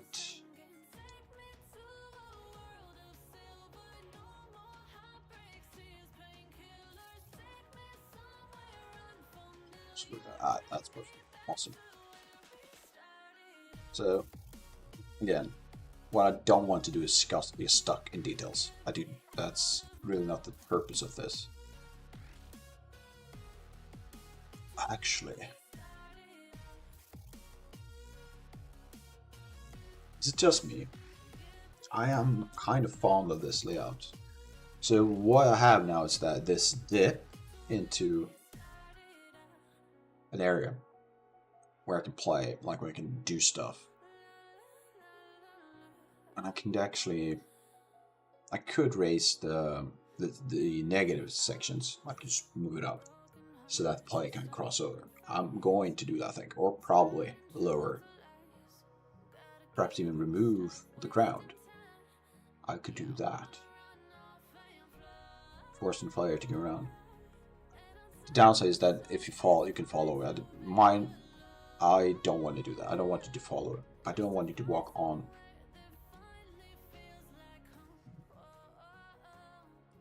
So, irony. I'm saying that because I just heard the lyrics as I was overthinking things. She mentioned in the lyrics like overthinking. I'm like, all right. Point taken. I take that as a sign from whatever.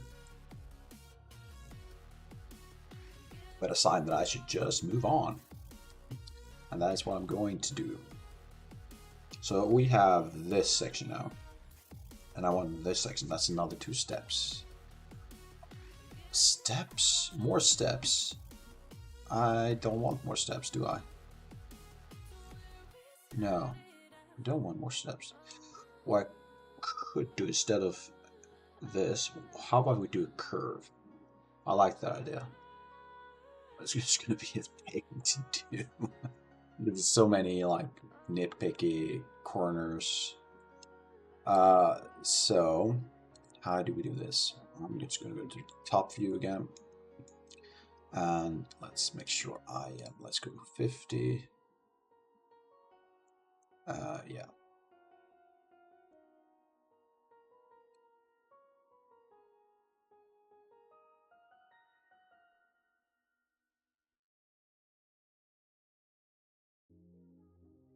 So that now in this part, I want to be in this part. I'm going to do this.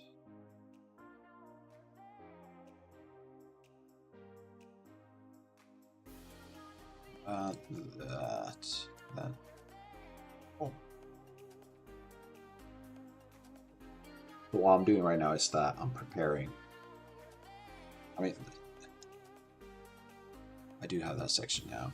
So let's go back. I'm going to add a cylinder, which is probably going to be thrown all the way down to whatever. So I'm going to make you add this part. It should be this. Sorry about the coughing. Like talking endlessly does make you thirsty. And thirst is a consequence of a dry throat.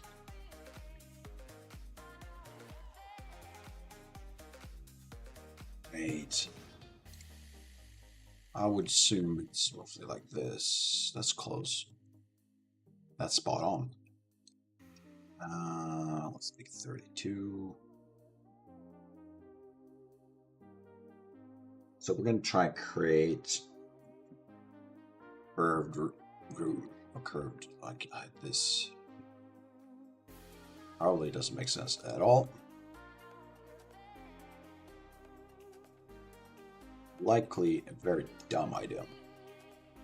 But that's another tip, which makes copying values from the details panels a lot easier. Hold down Shift, right click on the value you want. For example, let's just move this, and I'm gonna grab this. I want this, the location, like 5,500,000. Instead of typing that in, I just Shift right click. You saw that short highlight. I'm going to back to the object I want to move, and then I do Shift again, but this time do left click, and there you go. I like that. That's a really good implementation. I really like that. All right, so we have radius of 1100, and I want to make a room that's 400, or a curve that's 400. So that means I just have to remove 400, right? 1100 minus 400 is 700. Like that. And just because, actually I think I can just do that. Cont, why not? Okay, let's do 0 then. And there you go. Now I can grab you two. Above, I was cutting into. All right, not worth it. It's not worth my time.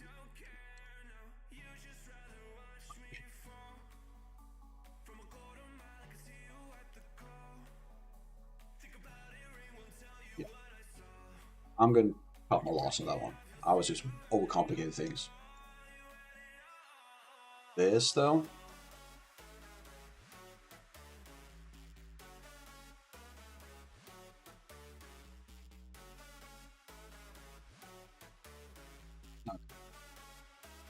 I am liking this.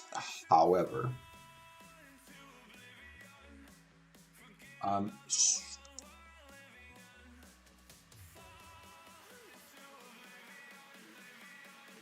to move on though.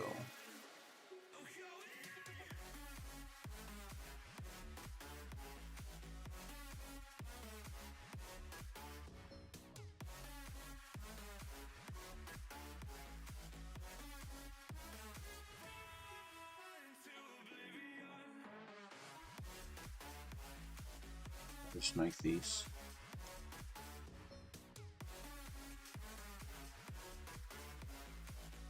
Yeah, okay, we're gonna try something. I am making a box. I'm making it in height 4.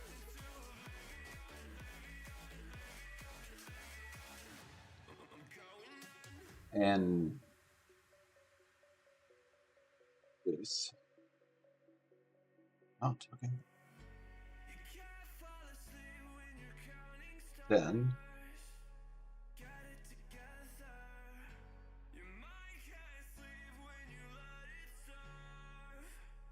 so I don't want it there. I want it to be 400.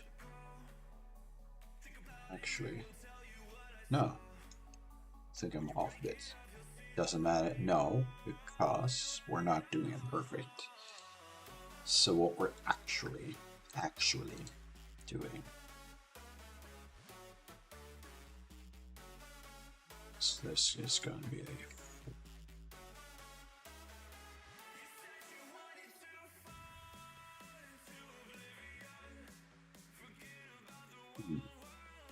made a mistake, I think.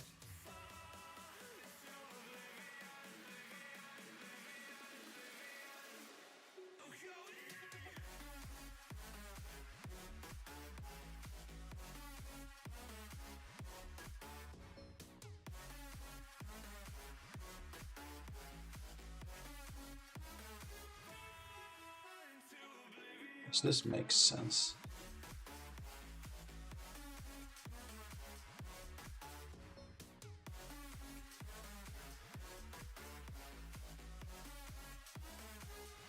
We are just trying some stuff out.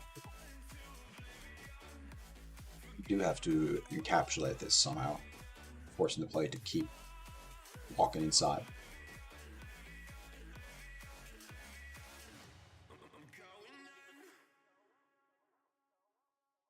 So, here's what I'm thinking. We should place one of my seers in this. What else can we do? What's the purpose of this?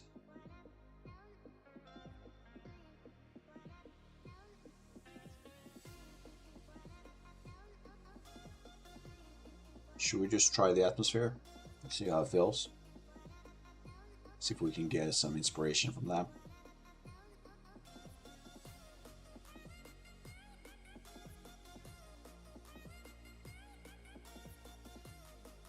We could try and build this small section right there first. Which would mean take this part, move it to roughly this section, and let's say it's 8 by 8. It would probably be 6 by 6. Let's do that instead. 600 by 600.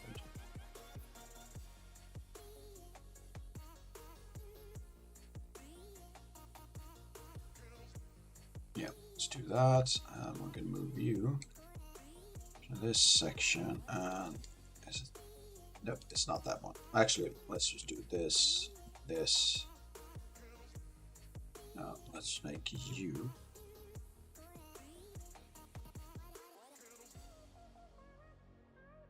$400 and $300.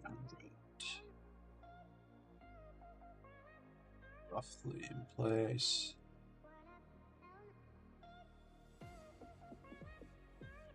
Roughly. He says by 10. Proceed to make it absolutely spot on. Really try to get away from that, if you can. There's really no point in being too exact when it comes to this stage. And next step, ironically, would be a staircase. Is it ironically? Well, I was talking about steps for it, ironically. And we're gonna make you 300. Back to this.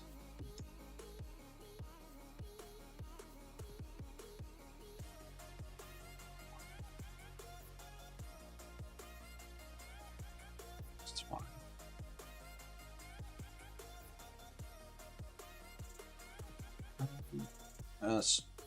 Length 45, 15, number of steps 15. I want it to be 400, 400 by 15. It's roughly 26, so let's make it.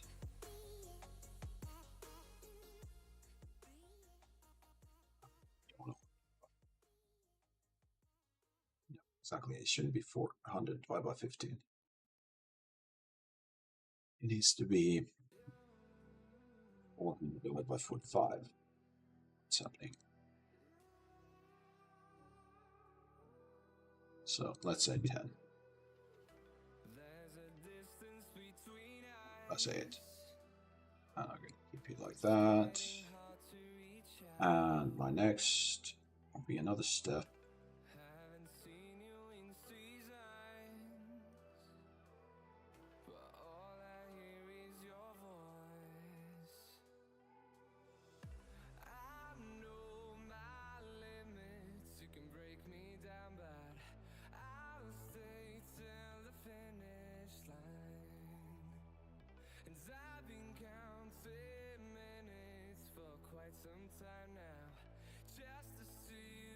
Yep. So I want to have a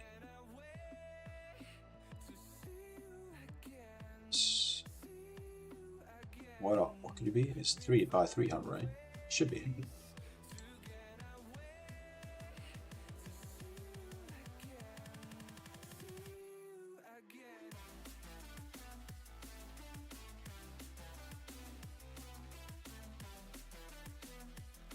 go. And we want a final little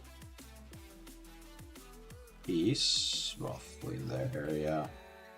And that is 400, I'm assuming. We need to double that at least, but we're going to make it 3 times the size. I'm going to move it roughly in place, like that's rough.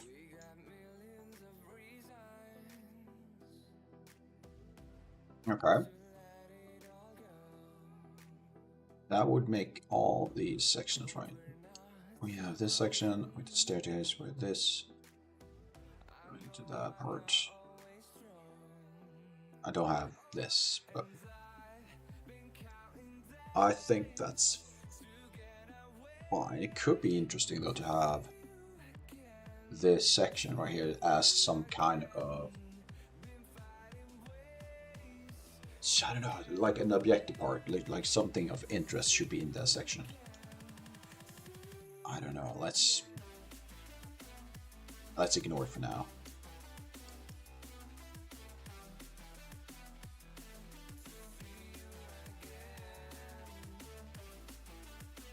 And I'm gonna add a fog. I don't think I need you to be there. Let's do that. Class, we're gonna do this. Where's my fog? Where's my fog?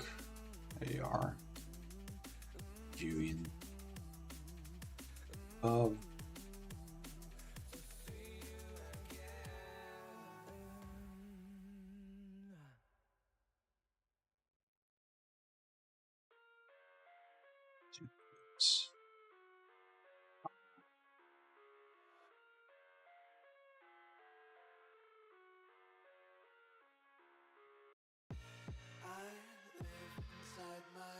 yes, sounds good enough. Fog is not there. Okay. The reason for that is I have not activated volumetric line. Go. Something. Next is just come with the post process. I also need my post process volume running. Yep.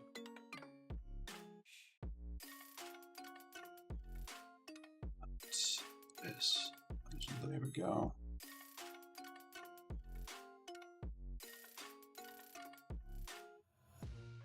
I made mistakes. What's happening?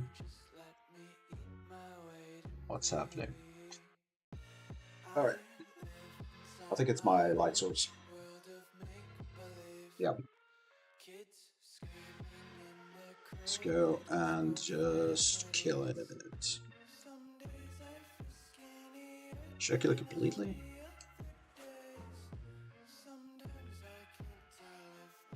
Let's do this. I'm gonna slide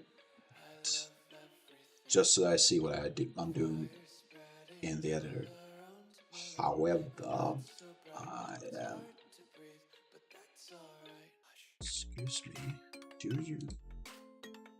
you have a, okay? So absolutely, you're gone. You need to be gone.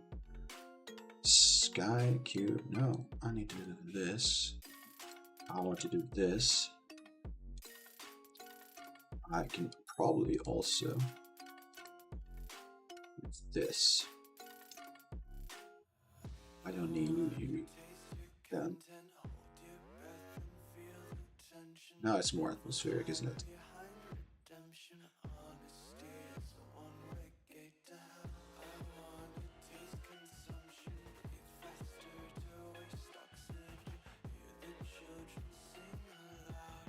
Go down. Yeah, this area.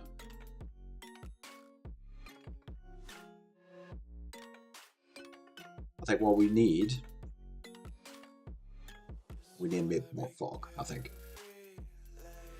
Am I back to nitpicking again? Am I back to nitpicking again? Yeah. Yes. Let's add. Let's add the outer walls.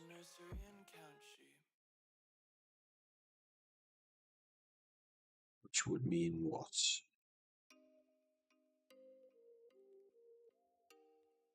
Going with. Should I just make.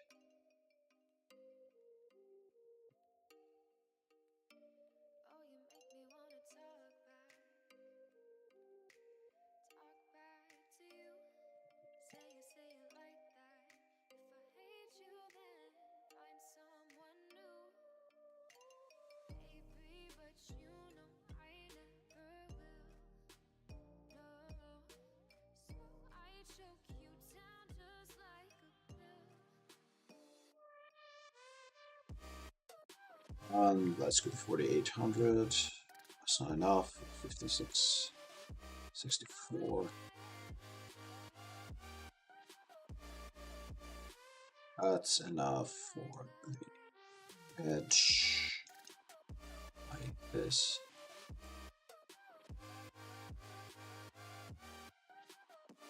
Good.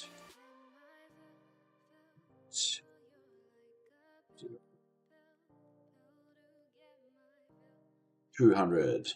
Let's move you all the way to the side. Next, let's copy you. Move you all the way to this side.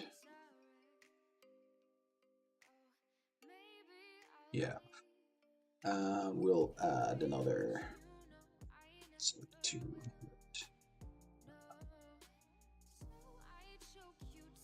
Alright, good enough. That's good enough.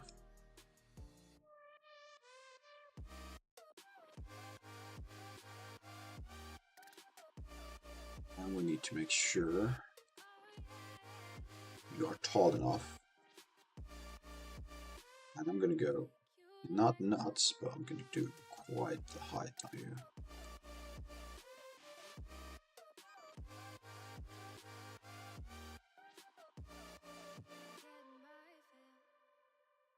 See that? Okay.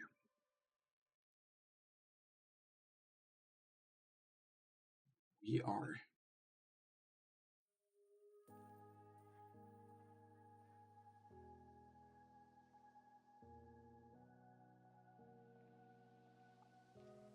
Run free and dive into the sky. Hear the wind crying out its prayer. Why are we so ashamed to be alive? I need. Break the chains and our freedom's ours to take. Should I just randomly place some of the other characters, right?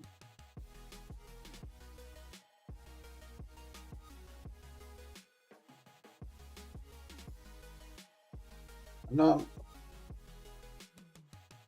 Initially, I felt some parts of this worked well. I like the idea of having some elevation like this. His staircase is going down to a section. What I don't particularly like is that it's way too open and small. Not super fond. I'm back to overthinking again, aren't I? Alright. I'm gonna go nuts. I mean it this time. I'm not gonna think about it. I'm just gonna place whatever it is down on this world. You.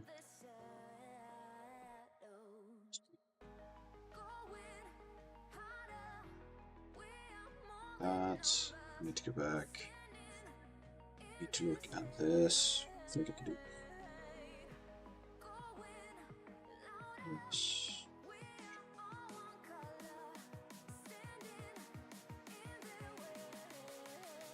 Let's go with 50. Next, let's place. See you here. Again, is there a particular reason why this?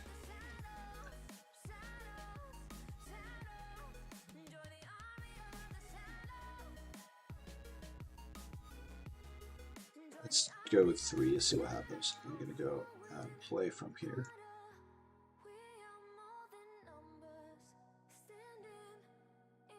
I'm gonna go nuts, but I'll be fine because this section is way on target.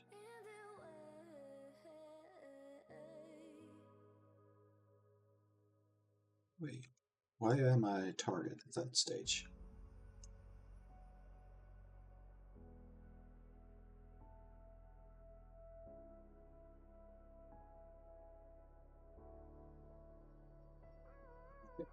There we go. Player has been detected. That's fair. So I'm inside its range.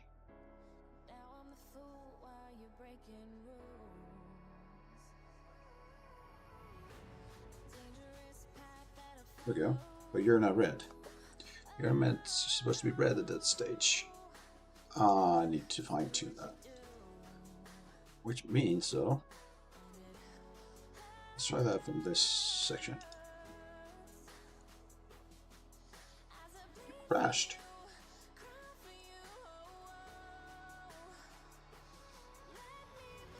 Over 13 and 21. What are we looking at?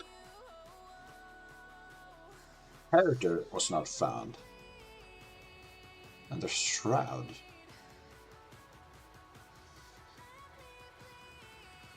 I feel like something's really off now. Okay, so first let's open the detector. I want to get to the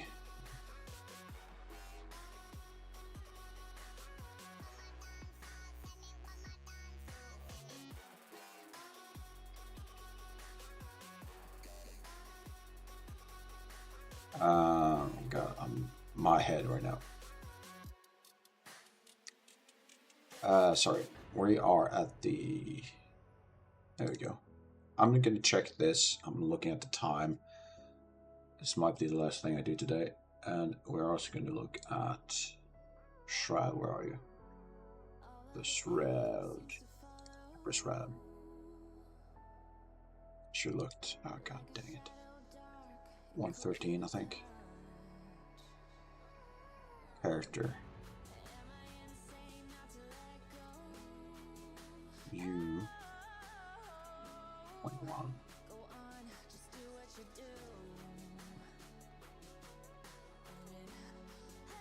This one. Why are you on begin play? You mentioned character wasn't found. Does that make sense?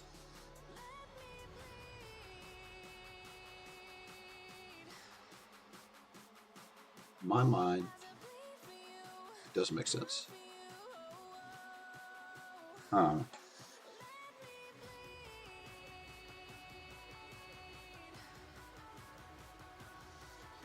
see what happens. So I didn't crash at first. It eventually crashed. And I can still launch the game, so there's something else going on. Okay, this needs to be addressed to experimental, right? Yep. Recent, go to experimental, save. I didn't. Oh god dang it. Okay, I'm gonna place it quickly like this. I don't care about the orientation. Let's go over here.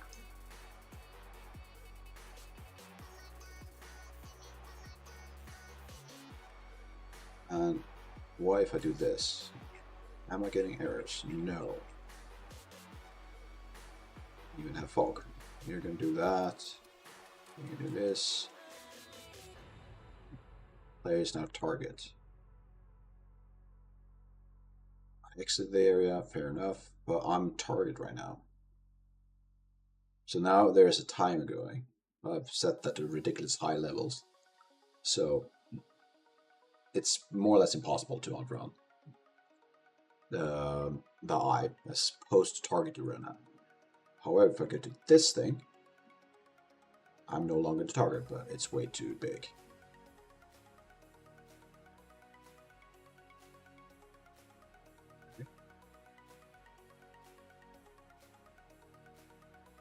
Max tick rate 0. You detect me, you start doing all that thing. Why did they crash on me earlier? Do that. Actually, I'm going to do this. From here. I'm entering the zone. I'm entering S on target. Come this way. I'm now false.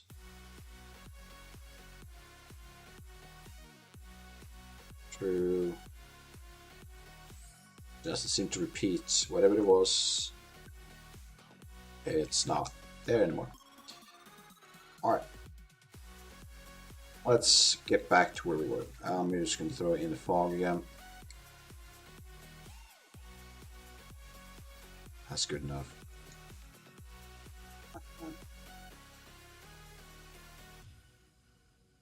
There we go. I need to likely remove view again.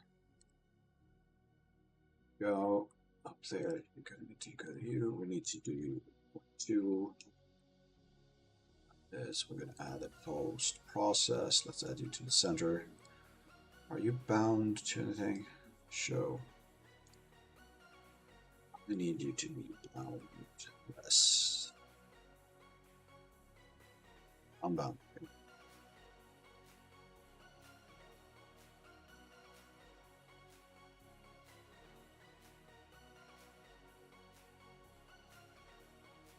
Also, you to be this way.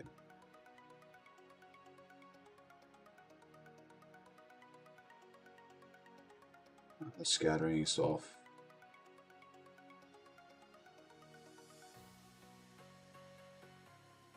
No errors so far. Downstairs. So, a few things I'm noticing. This activates way too early. It's not really scary if I can see it from like half a meter. I'm gonna be targeted, which could be nice, like a fun thing to introduce a player to, like the gaze thing, right? And this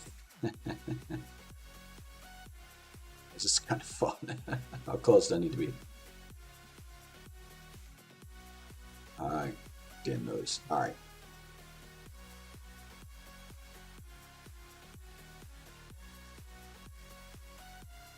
Alright. We don't need to go overboard.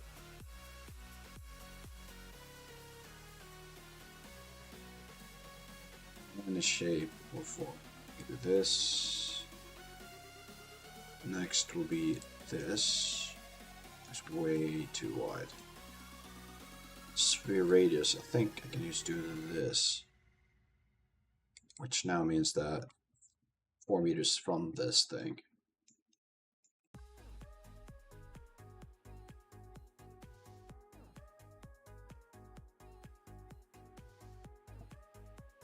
Entire thing.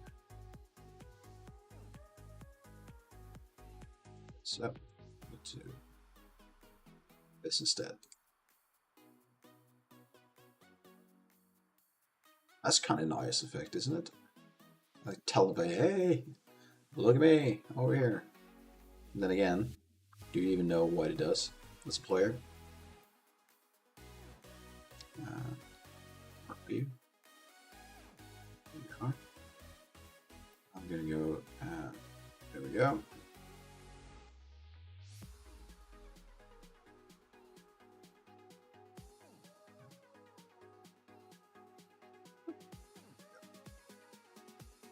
Maybe that should be interactive rather than be near it. It should probably be, hey, I'm inside, now I'm interacting with you, then I'm safe.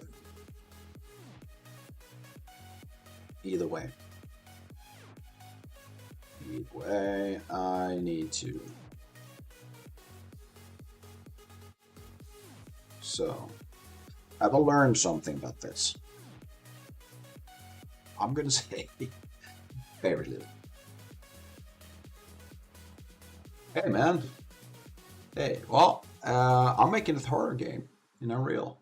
So how you doing? Well, right now I'm struggling a bit. Trying level designs, but it's a weakness of mine, so yeah, I'm making very little progress. So that's, yeah. Well, actually, dude, you're my first chatter, so I'm really grateful for that. Thanks for being here. And you know, kind of put me on the spot, man. Well, I'm glad. Dude. Oh, you made my day, dude. Wow. How do you get past this? Like, I'm really nervous. I don't know. I was almost about to end actually, and you popped in, so now I'm excited going back into it again. Right. What else can I tell you about this thing? It's meant to be horror-like. Awesome. Yeah, Unreal is so nice. Some really cool stuff happening. What's your favorite part about it? I mean, you can create some amazing stuff in it. It looks amazing, lighting stuff and everything. I'm excited about the procedural stuff, PCG. Hopefully they can get that into a state where it's just amazing. But who knows? I haven't really included in this project yet, but I'm excited about just looking into that, see what I can do with it. But right now, I'm just learning coding, man. Yeah, exactly. 2D workflow kind of sucks. Yeah, I absolutely agree. Hey, have they even touched, like Epic, have they even touched that 2D stuff in years? Feels like it's at least 5, 6, maybe even more years behind. I would go Unity or Godot, I guess, if it's 2D stuff. But I've never touched those. Well, sorry, that I've touched Unity, but I don't like it. Not a Unity fan. It's too late? What, for 2D stuff and Unreal? Yeah, probably. I mean, and they go all into the cinematic stuff, right? Going high fidelity, and it's cool.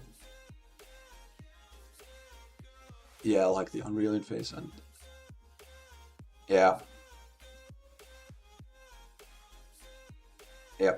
I mean, I don't know.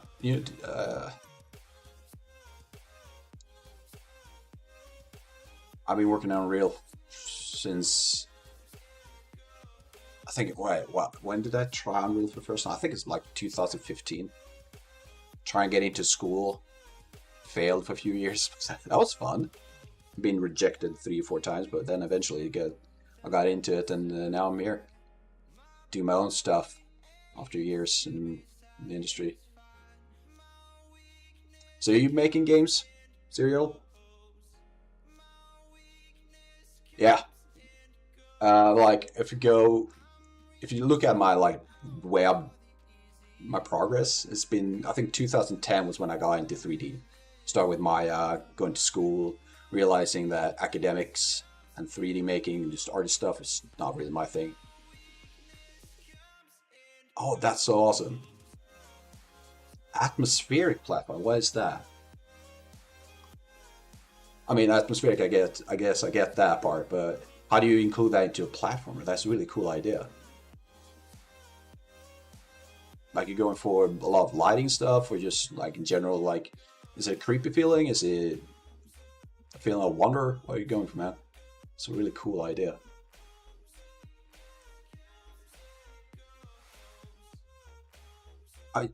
I mean, I'm wearing like I love atmosphere. That's why I really want to get with this game. I don't want to have the game mechanics be poor. I want them to be as good as what I can make atmospheric wise. Oh, those are three amazing games. Little Nightmare. I love Little Nightmare. Have you played the second one? I haven't played that. The first one was really, it really drew you in, right? The uncanny valley of some of those characters, insane. Limbo, of course, and Inside, yeah. The ending, oh god damn it, that ending really got you in the feels. I'm aiming for my inspirations with this game is Amnesia, with its sanity meter and things like that. Then you have what else? I guess Amnesia is the big one. Not so much the later ones like the Machine for Pigs. And what's the latest one? I can't remember. Cave or something, isn't it? Didn't really get into that one, but the first one is really cool. Yeah, Bunker. Yeah, that's the one. Bunker. Yeah. Oh, then you have what's the another game from Insomnia? No, it's not. It's not Insomnia, was it? Help me. What's the name of the studio again that makes Amnesia? I've lost it completely. But they made a game with the uploading your mind to a computer game. Soma, is that the one I'm thinking of? I think it's Soma.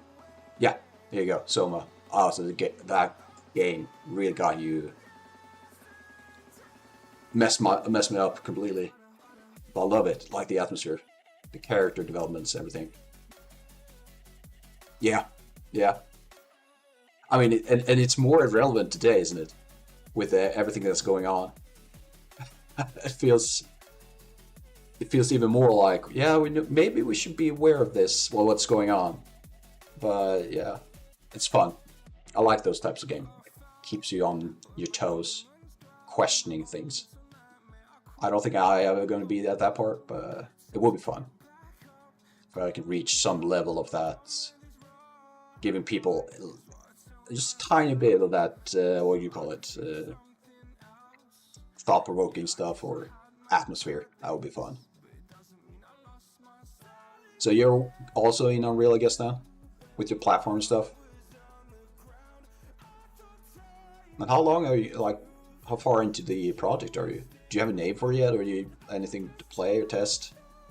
Or is it still just in, yeah, Unreal, of course. Makes sense. Looking at what we're talking about. I guess in Unreal, you want the atmospheric stuff, the lighting. No, fair enough. Yeah, I would say I'm pretty much the same. I've been working on this for, I mean, the entire year, but like full time, like going into hard code, like hard mode level, I would say that I'm probably 2 months into this project. And I made it harder for myself going with C++. What's gameplay? So right now it's all over the place.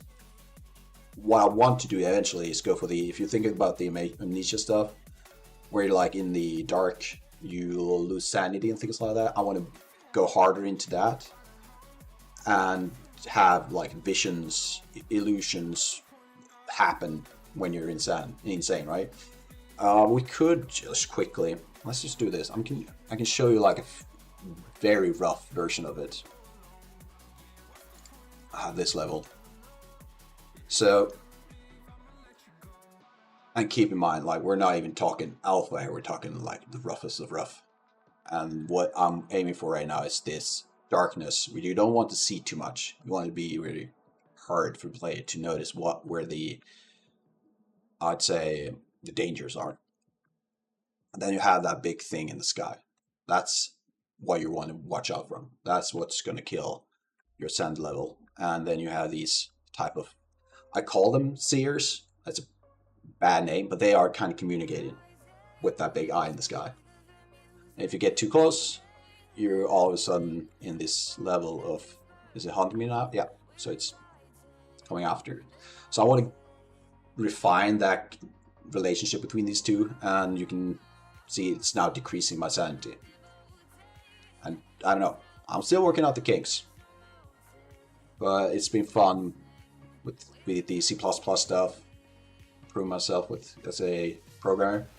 Awesome, thanks, man. Yeah, I think the idea has potential. I wouldn't do this if it didn't, right? It's just hard to get that fine tuning. And then you have level design. I'm really poor at that. That's my weakness. I don't even know where to start. I like the idea of having some kind of obstruction, like a labyrinth type of level. And I also want the roof to be open so that you can have the eye follow you.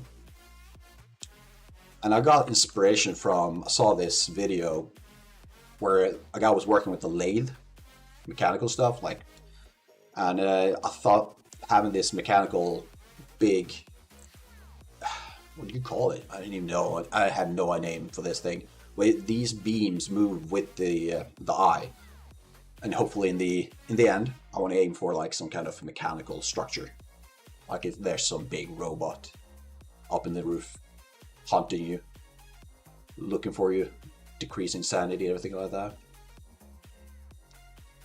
Well, it's still early and rough, and I'm at the dip of my confidence right now. I'm not sure where to proceed, but I'm making small steps, and that's what I'm looking for. That's what I want, right? So what's your thing in the project? Are you a programmer? You're an artist? You're the sound guy? Or you everything together with your mates? Yeah. Trying to like see a timeline for this. I don't know. I don't want to spend years on it. But it's our level design. Awesome. And since it's Unreal, I assume you go in C++. Or you mixing it up with some blueprints. Because it's really nice going with like prototyping. The blueprint is nice. That's what I made with the pulse and stuff. I made that in blueprint. And I will probably convert that into C++ at some point. But I don't know. It might be overkill trying to be too much of a like working too much with performance. Yep. Yep, that's very reasonable. Kind of my look at it too. Like, why do... Yeah, you can't do everything in C++, in Blueprint, right? And that's where C++ makes so much sense. I know I had this thing, I can't remember, this is my current workplace. This is just my part-time stuff. And we couldn't use the spline components in a certain tool. So he had to go in and just make it blueprint callable. Yep. I mean, that's what they're made for, right? I assume Epic didn't make one to exclude the other, but yeah. And a lot of the quick, like how quickly you can make prototypes, I like that with Blueprint. And I'm a visual learner too, so it makes sense if that's even a thing. My background is artist, so looking at text makes my head just go boom, right? Oh, awesome. You can do a lot of fun with splines, I noticed. It's insane. I've seen some really crazy stuff people done with splines. And it's, if I could have like half of that creativity and experience with the people and do this things that people have done with splines, or in general, it would be fun just to increase my experience at all. So actually our whole game is spline driven. Is that like, what would that mean? Is that, I assume like animation and stuff. Atmospheric though, you mentioned. I'm trying to figure out this connection here. If you could, like, expand on that, would be awesome. Actually, the whole game is spline driven.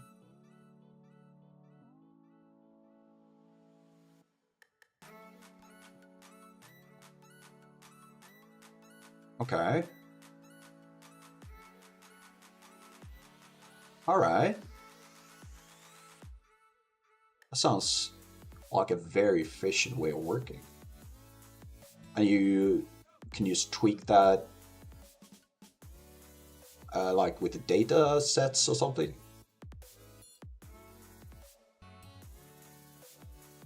Sides 2.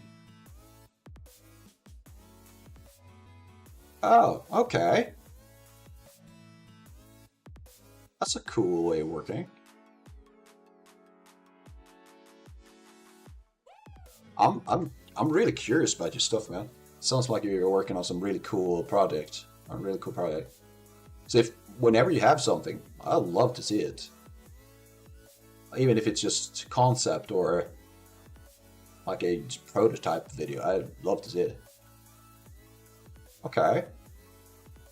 Yeah, I can't say I mean, I'm not saying I'm expert in broken down like a lot of games, but I can't say I've ever seen the camera and the spline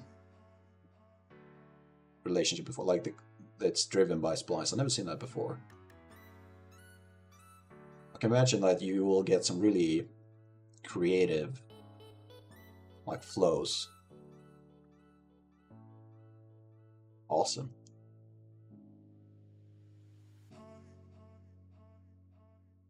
It's really got me thinking. And it's fun. That's what I love about this, like sharing stuff. Like, it makes me think, like, is there a way for me to do something similar? But as I said, I should probably focus on what I'm doing. Like, don't get sidetracked. That's I think that's what I shouldn't do. I'm only using splines for one thing in my project. That's creating this path. It's a very simple, very generic way of using splines, I guess. I probably could use splines and PCG to build my level, though. There we go.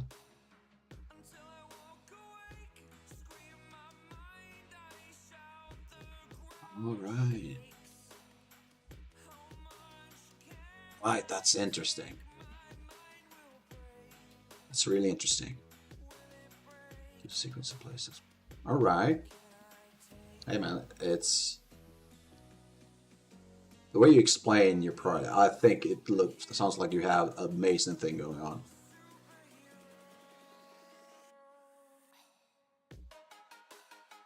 Awesome.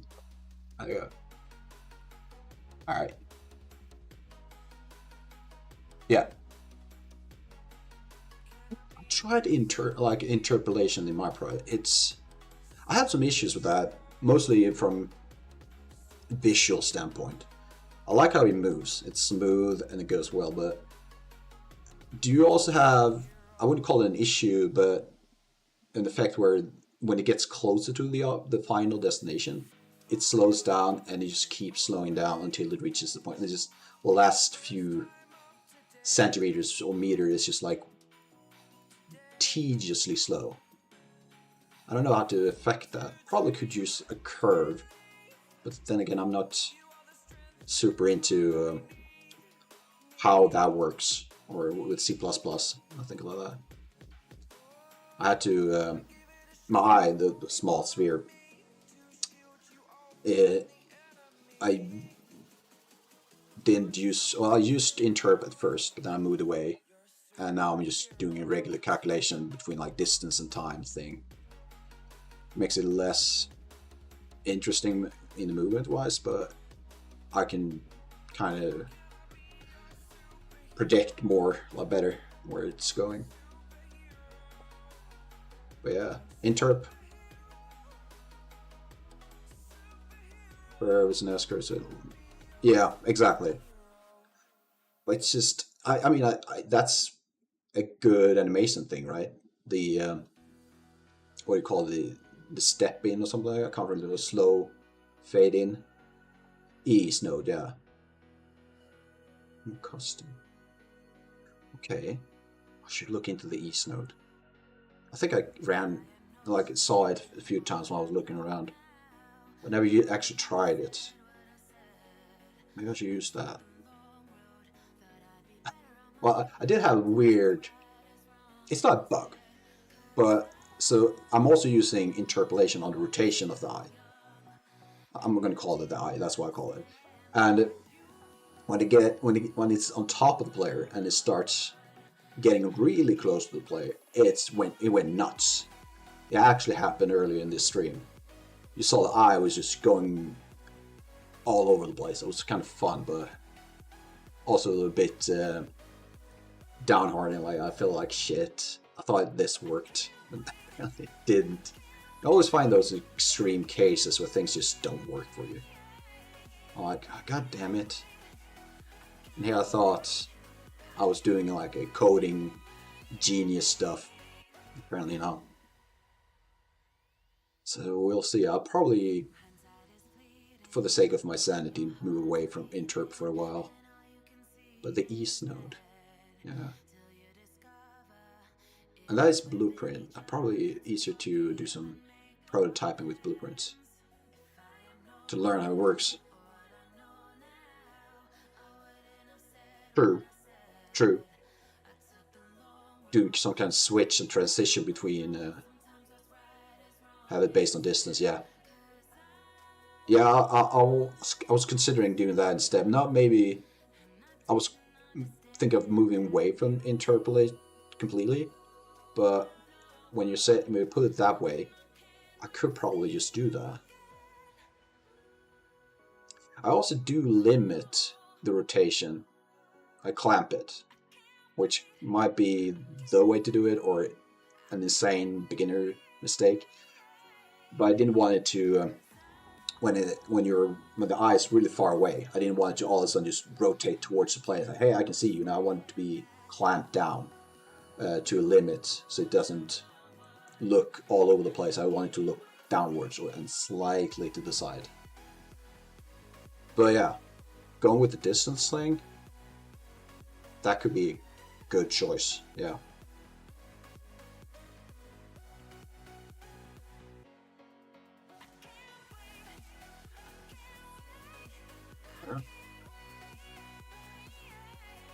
So, scanning. I'm actually almost about to end stream.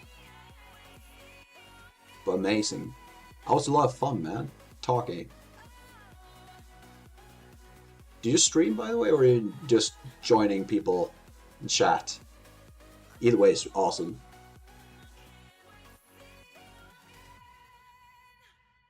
But you're the man. Oh, thanks you. And that makes you my first follower too. That's amazing. Hey, there's nothing wrong with that. I've done it myself for years. Lurking is fun. That's gonna be fun in the future. Hey, my first follower, he was a serial killer. Yeah, he was the 17th one. Isn't that 17? I think it is. What? What's your number? Which serial killer did you get? Yeah.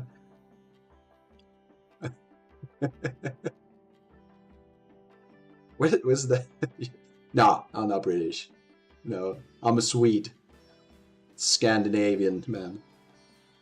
It's fun though that you mentioned British. I lived in the States for like 2 years, so I thought I had an American accent, but maybe not. I'm really bad with the various accents. I just adapt. I'm working with some few Brits right now. Maybe that's why. Then it makes us two of us. I can't tell. I really can't. A lot of people, oh, that's definitely British. Like, no, I can't tell. If you spell it, yeah, I can tell if it's spelling because you add an U in color and everything like that. But other than that, and I guess a Brit wouldn't say y'all. Those typical American stereotypes. So where you're from, Sarah, if you don't mind me asking. I mean, maybe it's not proper thing to say. I don't want to dox you, or something.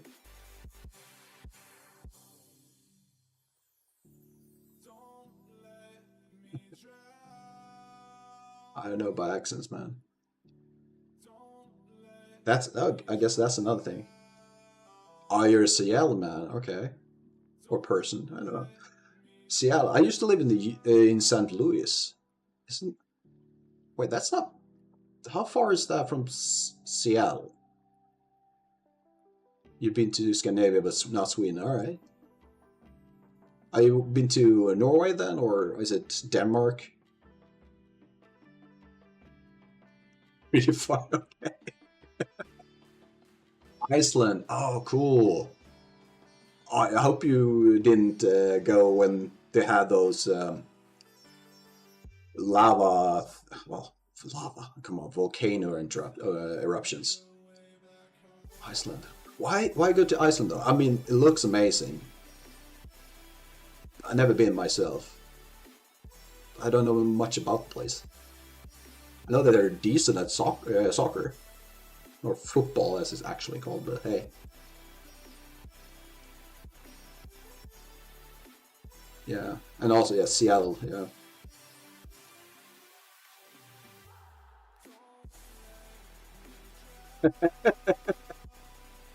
Oh yeah, it had to be smelly too. What was that in a chimney? I have no idea what that is. Unless it's a misspelling, but a chimney. And the floor's leave smoking. I did. That had to be scary though. Knowing that the very ground you're walking on is like, it's not safe here. Could crack up at any time, and all of a sudden, like the molten hot lava. I don't understand. I mean, there has to be something about that place that people will still like. Yeah, you know what? I might die any moment because of all this lava, but hey, I love this place. I've seen some Mega Scan stuff. Quicksilver, yeah.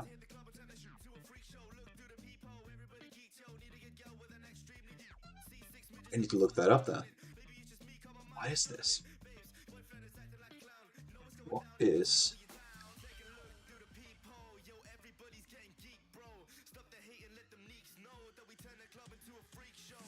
Yeah. How do you spell it again? A Jimny. All right.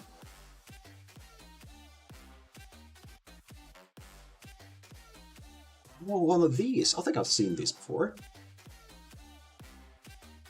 Is this Suzuki? Is that the brand or the model type?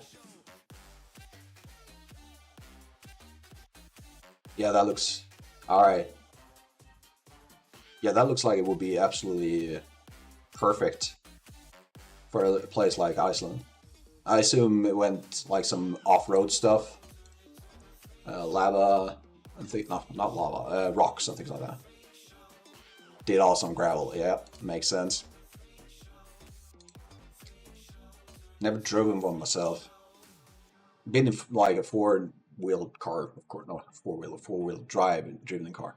Uh, Never even a Jeep. There we go. I don't need cheap viewers on stream, though. Thank you. Can I do something by you?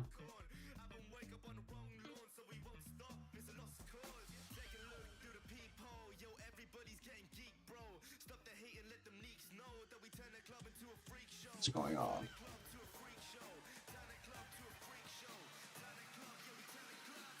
Yeah. These bots, whatever they are, just keep popping in. It's like the third one. No, they're definitely not the Arctic Circle, no. Um, um, how far up? I never thought of that. I would say I'm on the lower end, not no lower half, like midway. It's like a quarter from Denmark up. It's kind of hard to explain. It's well, you know what? I'm just gonna say I'm in Gothenburg, if that makes any sense to you.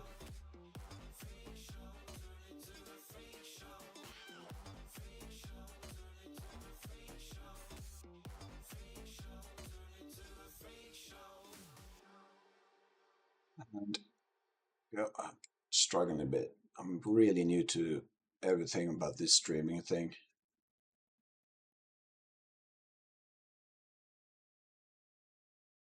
Oh, Gotham is great, man. If you if I had to pick like two cities, I think you should visit. Of course, Stockholm is one place. There's a lot of cool stuff in Stockholm, though I don't want to live there anymore. I used to live in Stockholm, but if the atmosphere when you live in Stockholm, it gets cold. People feel stressed and things like that. You know, big cities. I assume a lot of big cities has the same issue. There you go. Are you talking like the World Rally Car stuff? We do have the Swedish World Rally Car. I haven't been. Oh, I should probably. That probably should be on my bucket list. Yeah, VRC. Yeah, I used to be. I never wouldn't say I was into VRC, but I had a period when back in the Colin McRae time when I was really fascinated by the Subaru. Oh, that was so much fun watching it go around. And I'm actually from my origin place, like where I used to live. It was in the forest where they drive. Well, they used to drive at least those cars. Like, and the roads, man, they are so small. And they go fast, those bastards. They go really fast. Can't say what it is in miles per hour, but I would say, if I had to do a really rough guess, probably 130, 140 miles per hour, something like that. Maybe that's too much.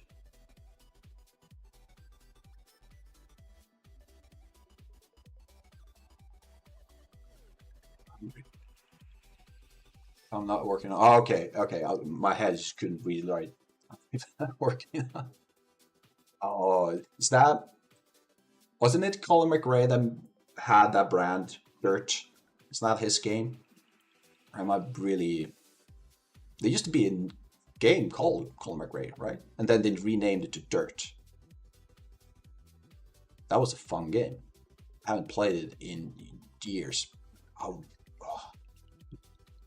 would say decade. Probably 20 years ago. No, I can't be that long ago. Am I that old now?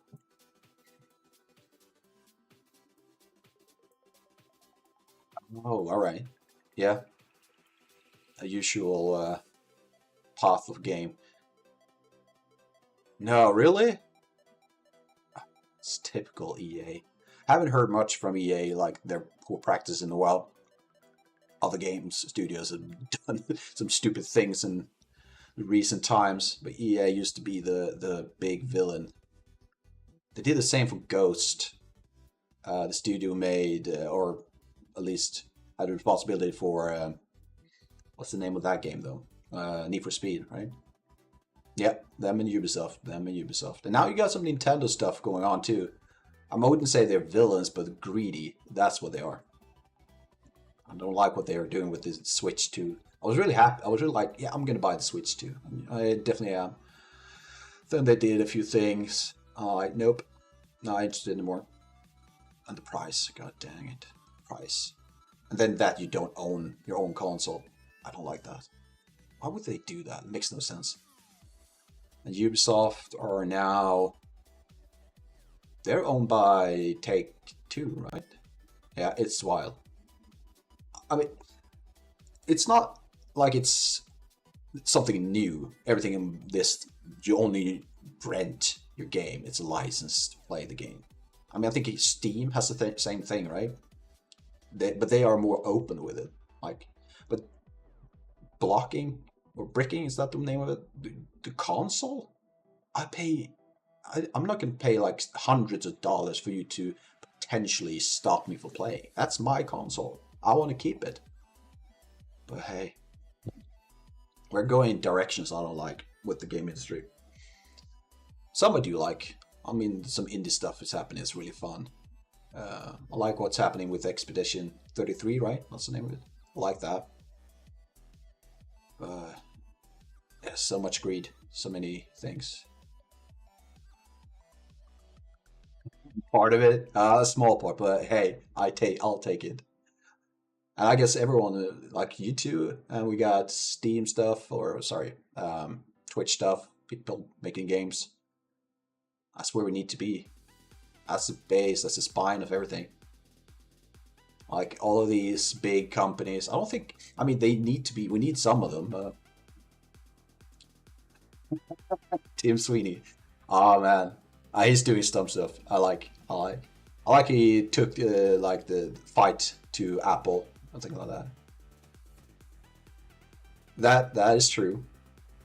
Now that's for a year, right? Or is that per project or is it per like your studio? Can't remember.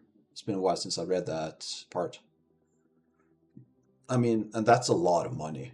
If I can make half of that, no, if I make a tenth of that in a year, I'm set. Project per year, yeah, that would make sense. So in theory, if I had 3 projects and none of them reached that level, but were close, I would have to start paying, right? And but then again, the cut, that's a pretty decent cut, isn't it? Once you get past that $1 million mark, then all of a sudden it's a bigger cut than at least what Unity used to take. Now Unity is insane. But who knows? I don't think I'm ever going to have to worry about going past that that threshold. And if I am, I'm going to be happy having that issue. I'll pay because I'm already set. Yeah, that is true. I I used to think better of Unity back in the day, but now we're talking 2018 probably, and then they just botched everything. I did something with the 2019 version that we couldn't even use it at work. We had to tell them that we can't, just take it back. Well, take it back. We stopped using it. And then was it last year, the year before that, when they decided to have developers pay for each download? I mean, that's insanity. That's insane. Hopefully that will never happen again. Well, I did take it back, but you never know. People who made that decision is probably still working at the office or at the studio, thinking of the next stupid thing they'll do.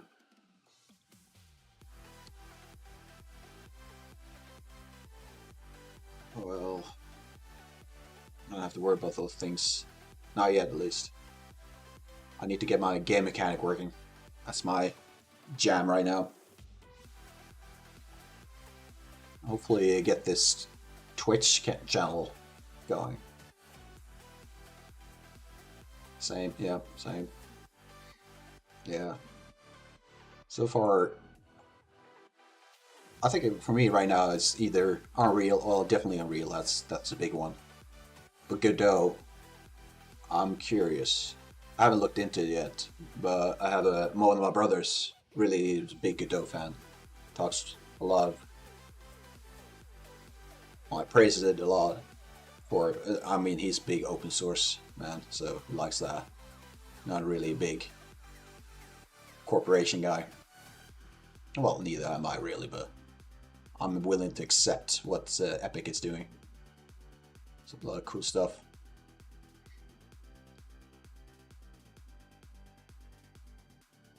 So we'll see what happens.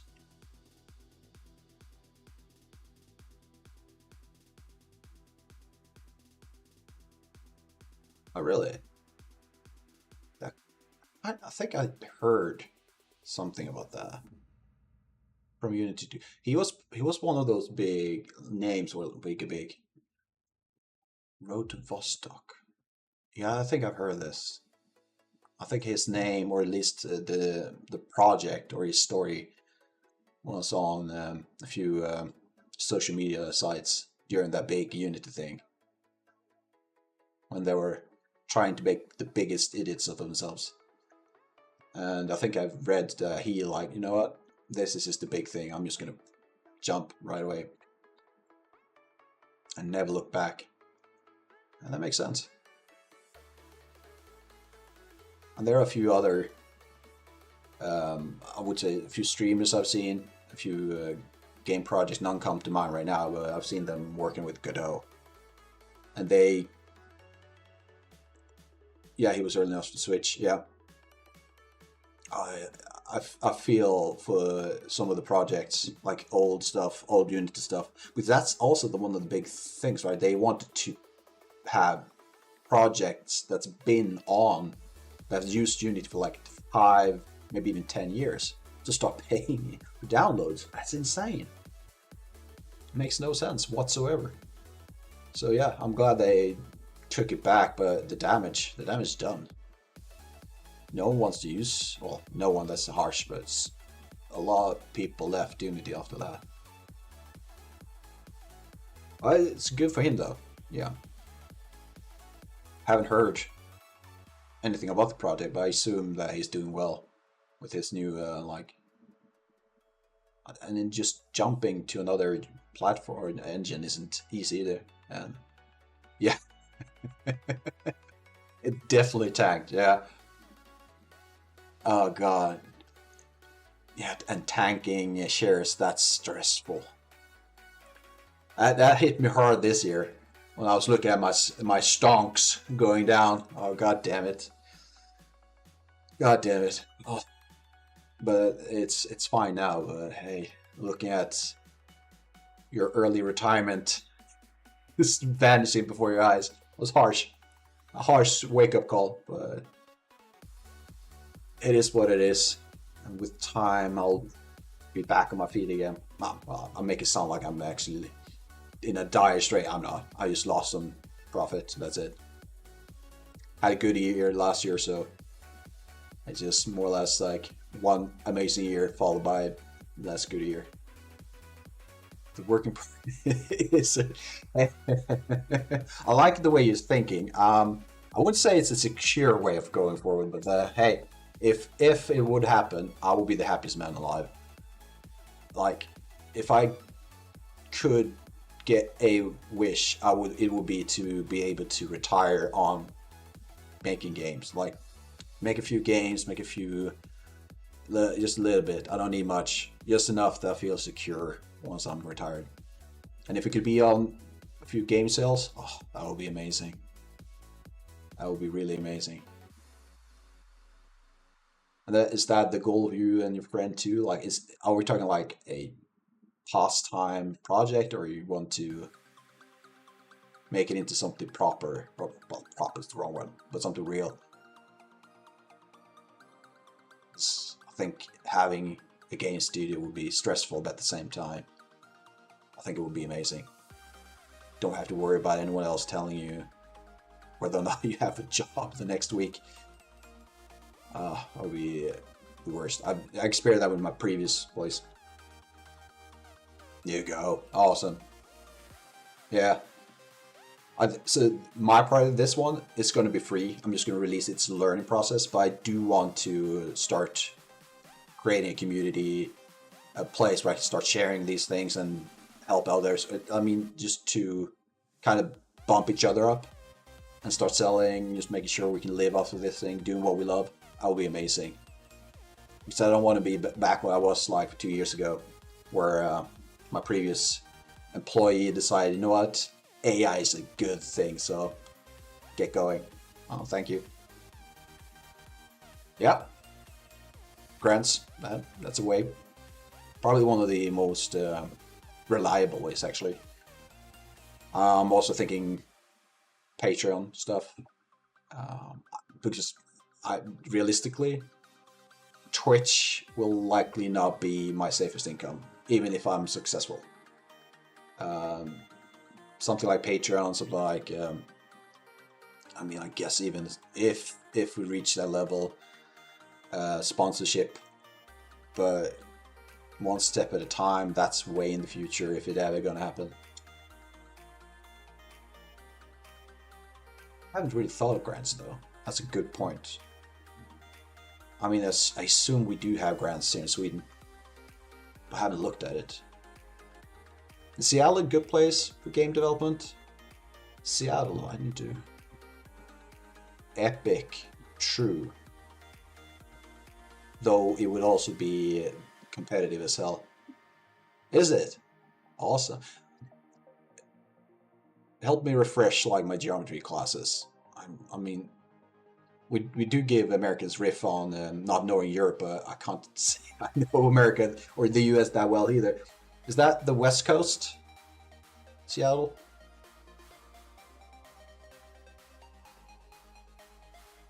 I think it is. But then again, I've been wrong about geography. Alright, alright. So a new day has dawned for you then. Oh, it's all okay. So it's even up north then. All right. What's the name of that? The nickname for Canada? Greater Oregon or something like that. It's not a nickname that's beginning to it. I don't know. I've heard it. America Light. Yeah, I guess so. Yeah, I know, I know. Hey, pulling a joke every now and then's fun. Just poking at each other, as long as it's all for a good laugh, right? Those guys, I wouldn't go that far. I mean, I would say Americans, like the people from the U.S. and Canada, they're just good people. I met a lot of good people. I mean, like I was living alone in the U.S. for 2 years, going to school, but there was a lot of good people there. I mean, without even asking or even trying, people invited me to Thanksgiving, like within a month. Actually, his story. One friend, his mom, she was so nice and social. She was like, you know what? I'm gonna take you to a casino and a buffet, and it was just me and her. Actually, looking back, it was really weird, but I had a lot. It was fun. I didn't actually go to and play because I don't know, 20 years old. But we went to a buffet at a casino. And holy shit, the place of the buildings. It's so amazing, cool and fun, and good food. Oh, I think my best memory is like one of those cookie dough pies I got over there. Oh, oh yeah. And I didn't think I would ever see it. Oh, I bet California. I would that California and obviously, yeah. Is it California that has like casino-wise the biggest density of them, or would it be? Isn't Salt Lake's? No, not Salt Lake City. Which Atlanta is that what I'm thinking of? Atlanta is that also a big casino place? I think so. I mean, when we were there, it was really a surreal feeling. I think the one that I remember the most is the is chocolate fountain. Actually, that's kind of weird. Oh, right, right, right. Oh, so it's a religious place. Okay. So here in Europe, and I might be making a mistake, but I think that what Salt Lake is famous for in Europe is actually the Olympics.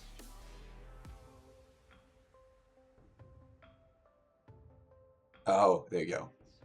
And Nevada has really lax rules, like laws. I think I heard they had when it came to some laws regarding like, oh God, I can't remember now. Probably not proper topic either, but I've heard that they were a bit more liberal in the rules. Yeah, yeah, the Winter Olympics. It's big. I mean, that's usually when everyone hears Salt Lake City in Europe, at least in Sweden. You'd like, oh, the Olympics way back. Is that like 90s, right? Was it done 97, 4, 97? Oh, that sounds like fun. Skiing is fun. I should go more often. It's been years. We also have some decent skiing places. So size-wise, it's not really as like grand as in the US. It always feels like everything's more extreme in the US, but that's the beauty of it. But we do have some decent places here in Sweden too. Oh, and also talking about winter stuff. Didn't the US hockey team win the World Championships like recently? Am I really out of touch? I think they did. They defeated Switzerland, I think, in the finals.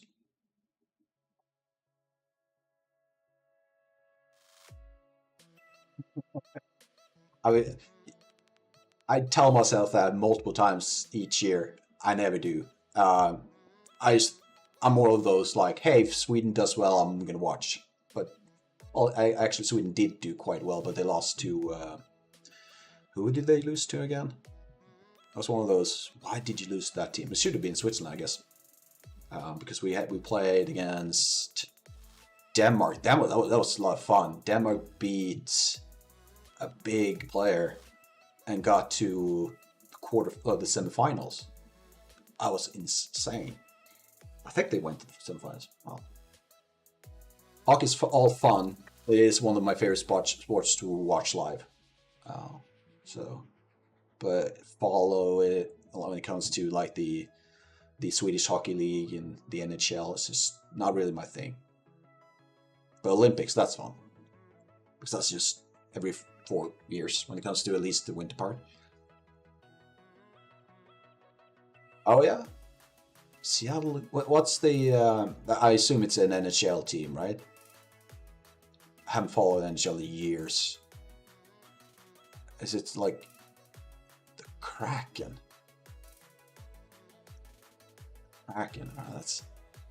I feel like that's a really typical NHL name, and well, is that is the thing in the US, isn't it? Like naming teams after animals, right? I think that's very common even in other sports. I think in the NFL, you have the St. Louis, not the Broncos. That's not definitely the Broncos, but something along the lines of a. I'm just completely forgetting the name, but it is an animal. I'm pretty sure. Yeah, it happens. It makes sense though. Why not? How many eagle teams do you have? I feel like that would be most common one, wouldn't it? No, I don't think I don't think Kraken is actually real. That's a mythological creature. But there you have the giant squid, right? Which is, I assume, the source of those mythological stories. Low fictional animal, yeah, but one of the most fun to talk about. Like, imagine something big as like Titanic, but an animal grasping at ships. Uh, it's a fun story. Feels almost like Lovecraft, doesn't it? Like Cthulhu stuff. But who knows? No, I don't think the Kraken is a real thing. But then again, we know very little about the deep sea. I think we know more about space than we do the deepest parts of our seas. So that's fun. Imagine the weird stuff at the bottom of the sea. It's a good place to find references for horror games. Some really creepy creatures.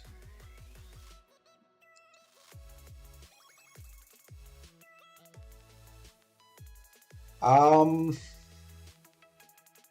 I mean, the simple answer is I would say no. Though I do love the concept, like the entire universe. I haven't really looked into it that much. I did have an urge. We have a sci-fi store. Oh yeah, true. I guess you're right. Yeah, that makes sense when you put it that way. Soma would be a like a Lovecraft type of thing. But then I haven't really looked into Lovecraft that much. I didn't see the connection, but that yep, I can see that. We do have we have a sci-fi store here in Gothenburg, and they had a small shelf dedicated to Lovecraft stuff. And I was like, God dang it! I should probably buy at least one or two of these books because the art was amazing, and the atmosphere, everything was like could be a good inspiration source. I'll take it then that you are into it, the cosmic horror stuff, Lovecraft, and everything. Did play one Lovecraft game. But that was a board game. What was the name of that though? It wasn't Arkham Asylum, but it was close, I think. That was weird. We lost to a god. I could kind of accept that. It's like, I think the god was, if it spawns, you can't defeat it. But if it spawns after a certain number of times, like turns, you lost the game. That was it. And you can get a random, like Lovecraftian god or something like that. Yeah. That's where the horror is, right? The unknown, the things you can't understand. That's where we don't like the uncanny valley and things like that. You can't really tell what's wrong, but there's something, but you can't really. I do want to add, if I could add that to this game, that would be amazing.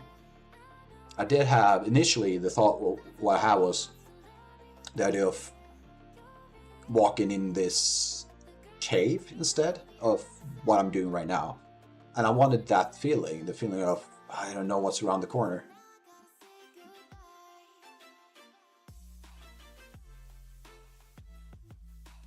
Yeah, plays Signalis? Alright. Well, of course, Resident Evil and Silent Hill, I mean, they're at the top, right? But best Lovecraft game I've played is Signalis. That's a new one for me, never heard that. Alright. And that, I assume we're talking video games, right?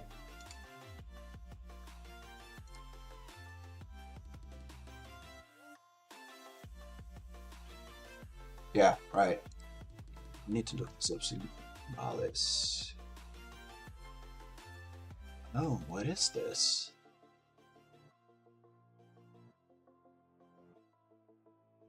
Alright.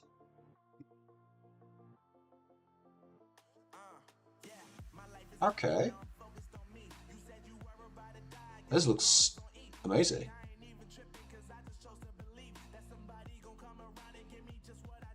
There's it feels like there's an inspiration from like a Resident Evil stuff. Character moving. Seems like it's moving like the slow paced, and then you have to really, with intent, really move the pistol around. Okay. And of course, a dystopian future.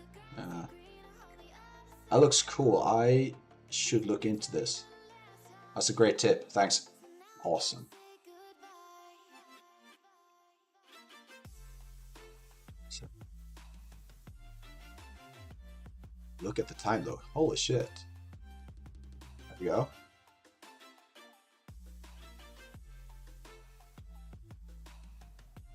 Oh yeah. Yeah, I prefer those. I feel to do too much research into a game before you play it kind of defeats the point. At least that's my view of it. Like, why would you do that? That's kind of like, so Let's Play has partially destroyed or like taken away joy from some of the games I've wanted to play, because I looked at it, I've seen this ending, it's like, well, I mean, I want to play them at the same time, know what's going to happen, so a lot of the experience will be solid, right? Like, it's just not going to be as fun as it would have been if I just had gone in blind. And why would you not want to do that?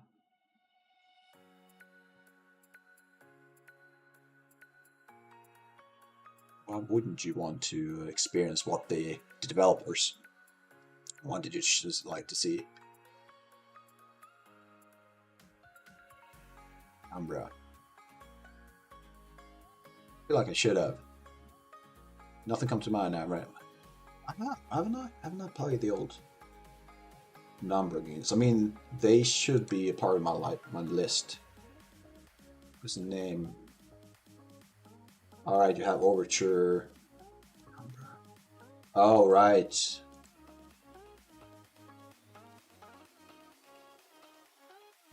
There you go, yeah.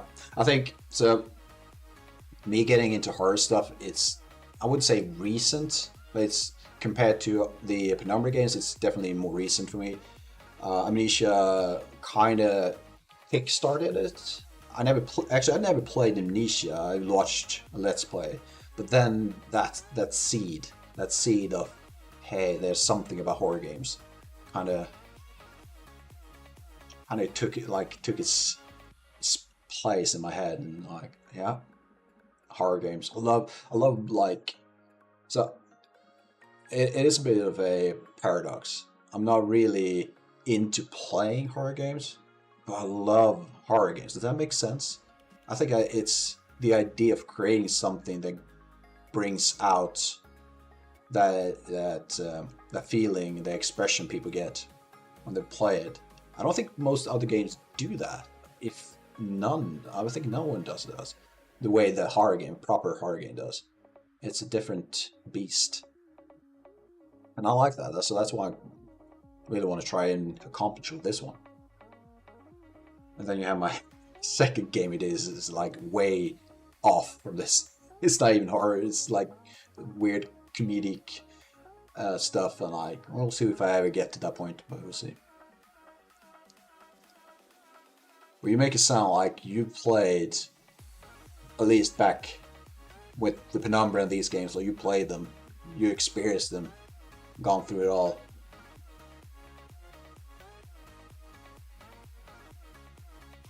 Yeah.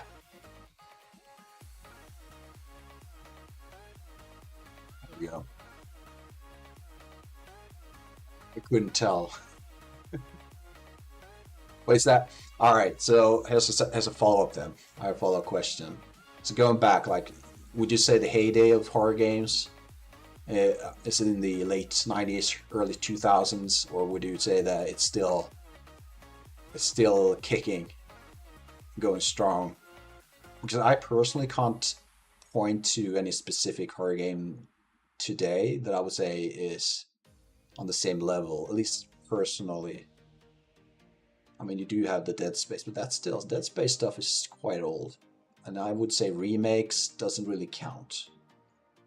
There are some good remakes, don't get me wrong, but they are just updated versions of what's already been there. But Amnesia, that's a good nostalgic feeling.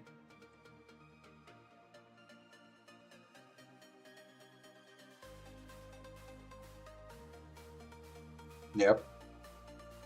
There you go. Oh, alright. So one thing I'm tackling with my game is,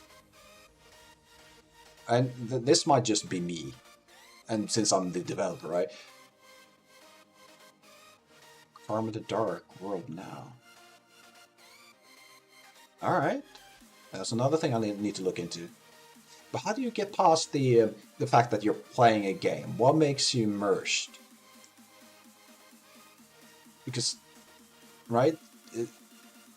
Again, it could just be me, but I can't stop thinking this is a game. Therefore, the horror effect is limited.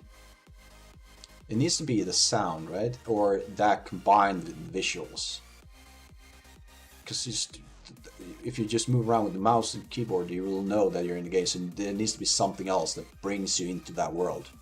The story is certainly a thing too. I need to look up the caramel thing.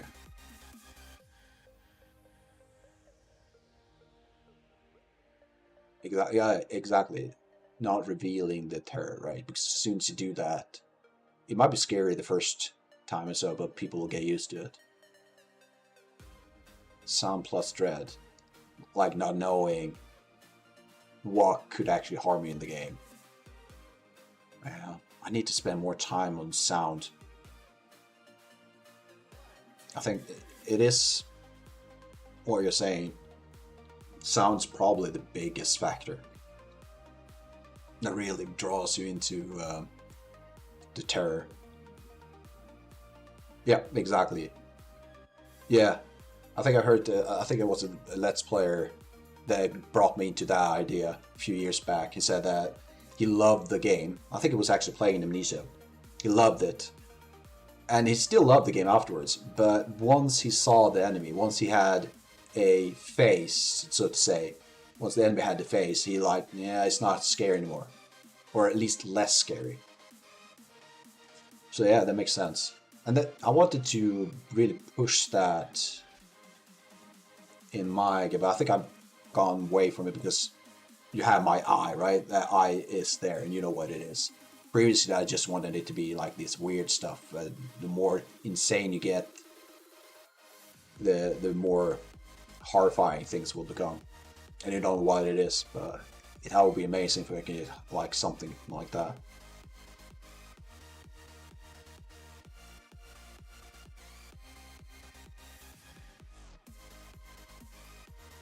Now my head is going in places, trying to figure out what to do.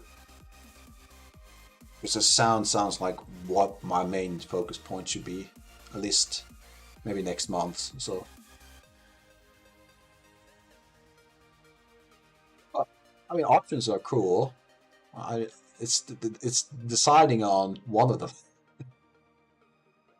I mean, it's one of those like double-edged swords, right? If you have too many options, you'll get what's it called, analysis paralysis, like, or decisions like what where am I going? Which one? Which door am I supposed to open? They all sound really cool, but I need to close all but one, or at least walk through one. Maybe return later on, but at least pick one. But thanks, I do feel like confident that there's something there. Though the challenge, right? The challenging, making sure others can see what I see in my head. That's the part I'm struggling with. But that's the fun part, making that happen.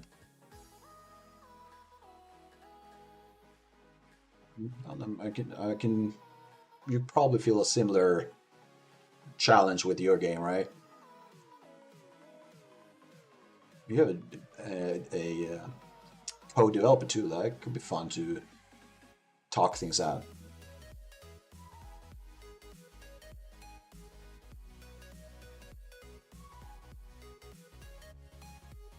Yeah,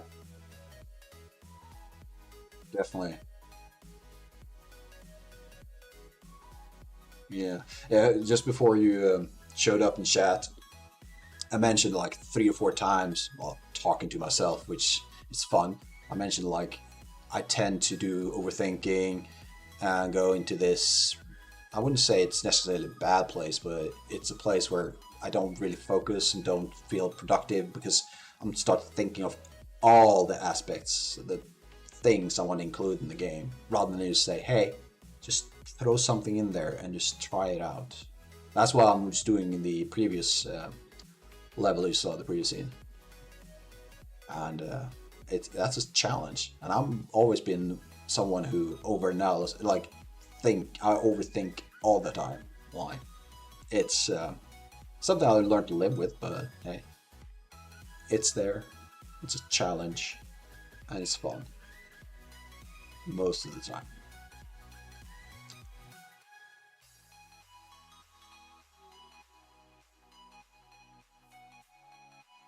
Yeah.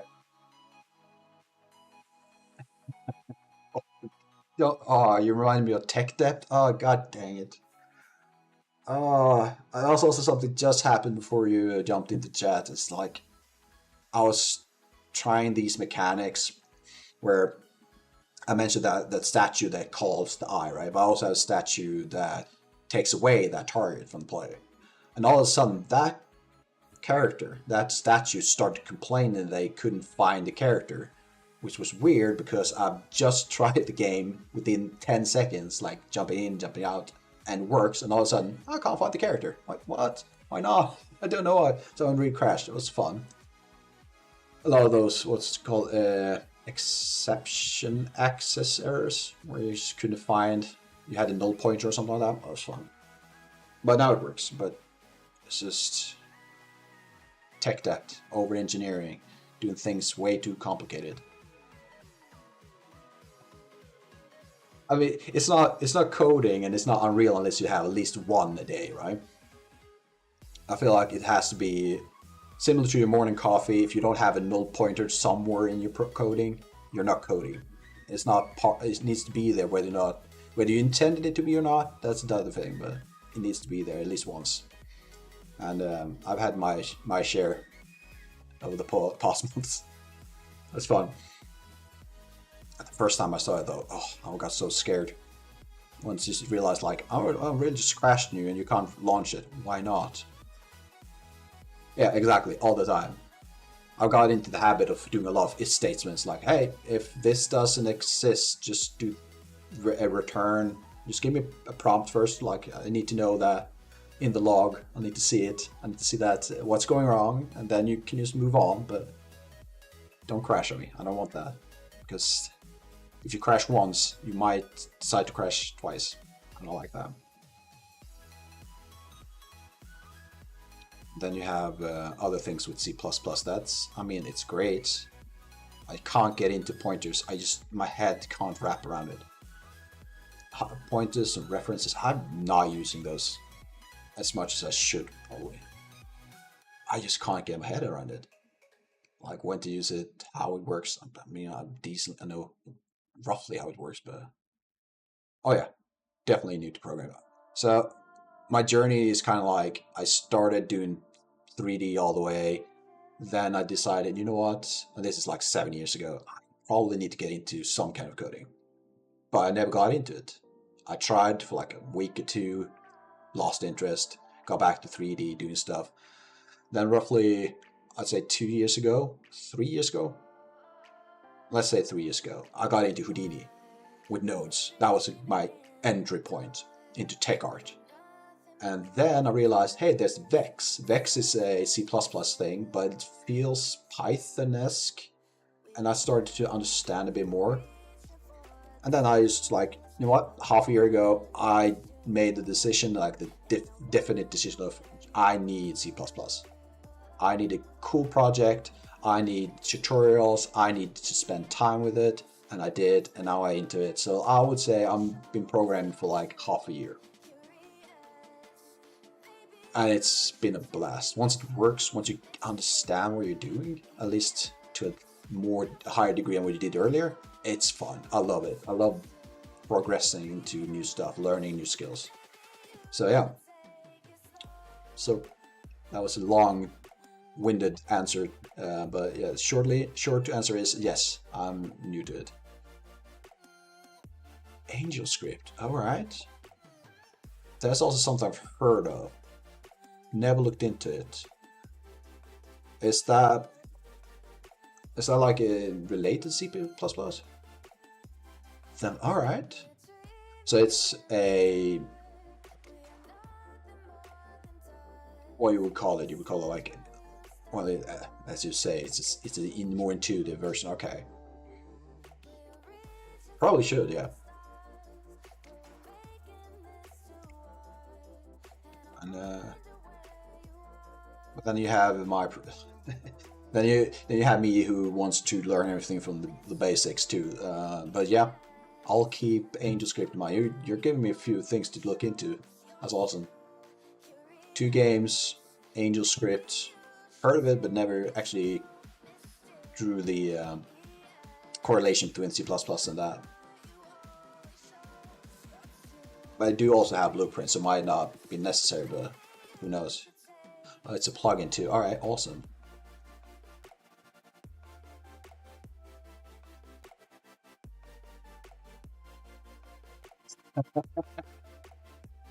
Well, that's what we all wanted, right? But so I'm working in Rider, so JetBrains Rider, right? And they have a really cool, what do you call it? When you get like, they give you example code.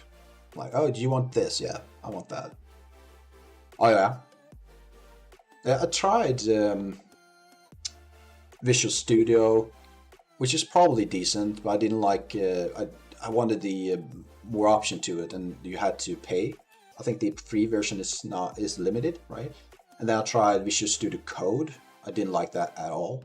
But Rider, I love that. I'm also using it partially for a few things in my current employment too, so feel very comfortable in it. Some really cool stuff. But yeah.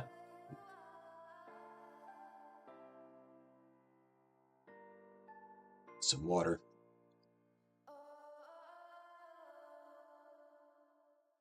Yeah, I've noticed. Yeah.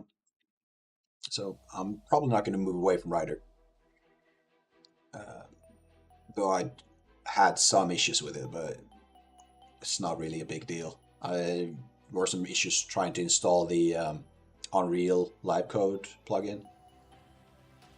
Yeah, I wanted to ask earlier. It should be decently late for you, right? You're like 8 hours behind me, or earlier in me, whatever you want to call it. Hey, awesome talking to you, man. This gave me a bit more confident in the Twitch thing and motivation.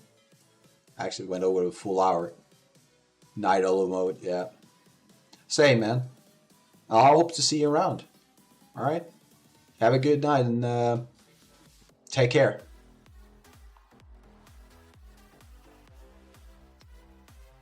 Sounds great.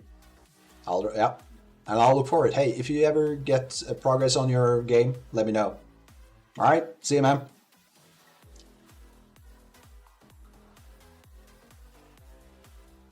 All right. We are way past. Let's see. Let's do this. I was actually meant to end it almost 50 minutes ago. That was fun. Love it. And I got some really good inspiration sources to look into. Great chat. I need to. Can I do that without too much interference? Yeah, there we go. With that, I have stuff to do today. I mentioned it earlier, but that was all right. I need to go back.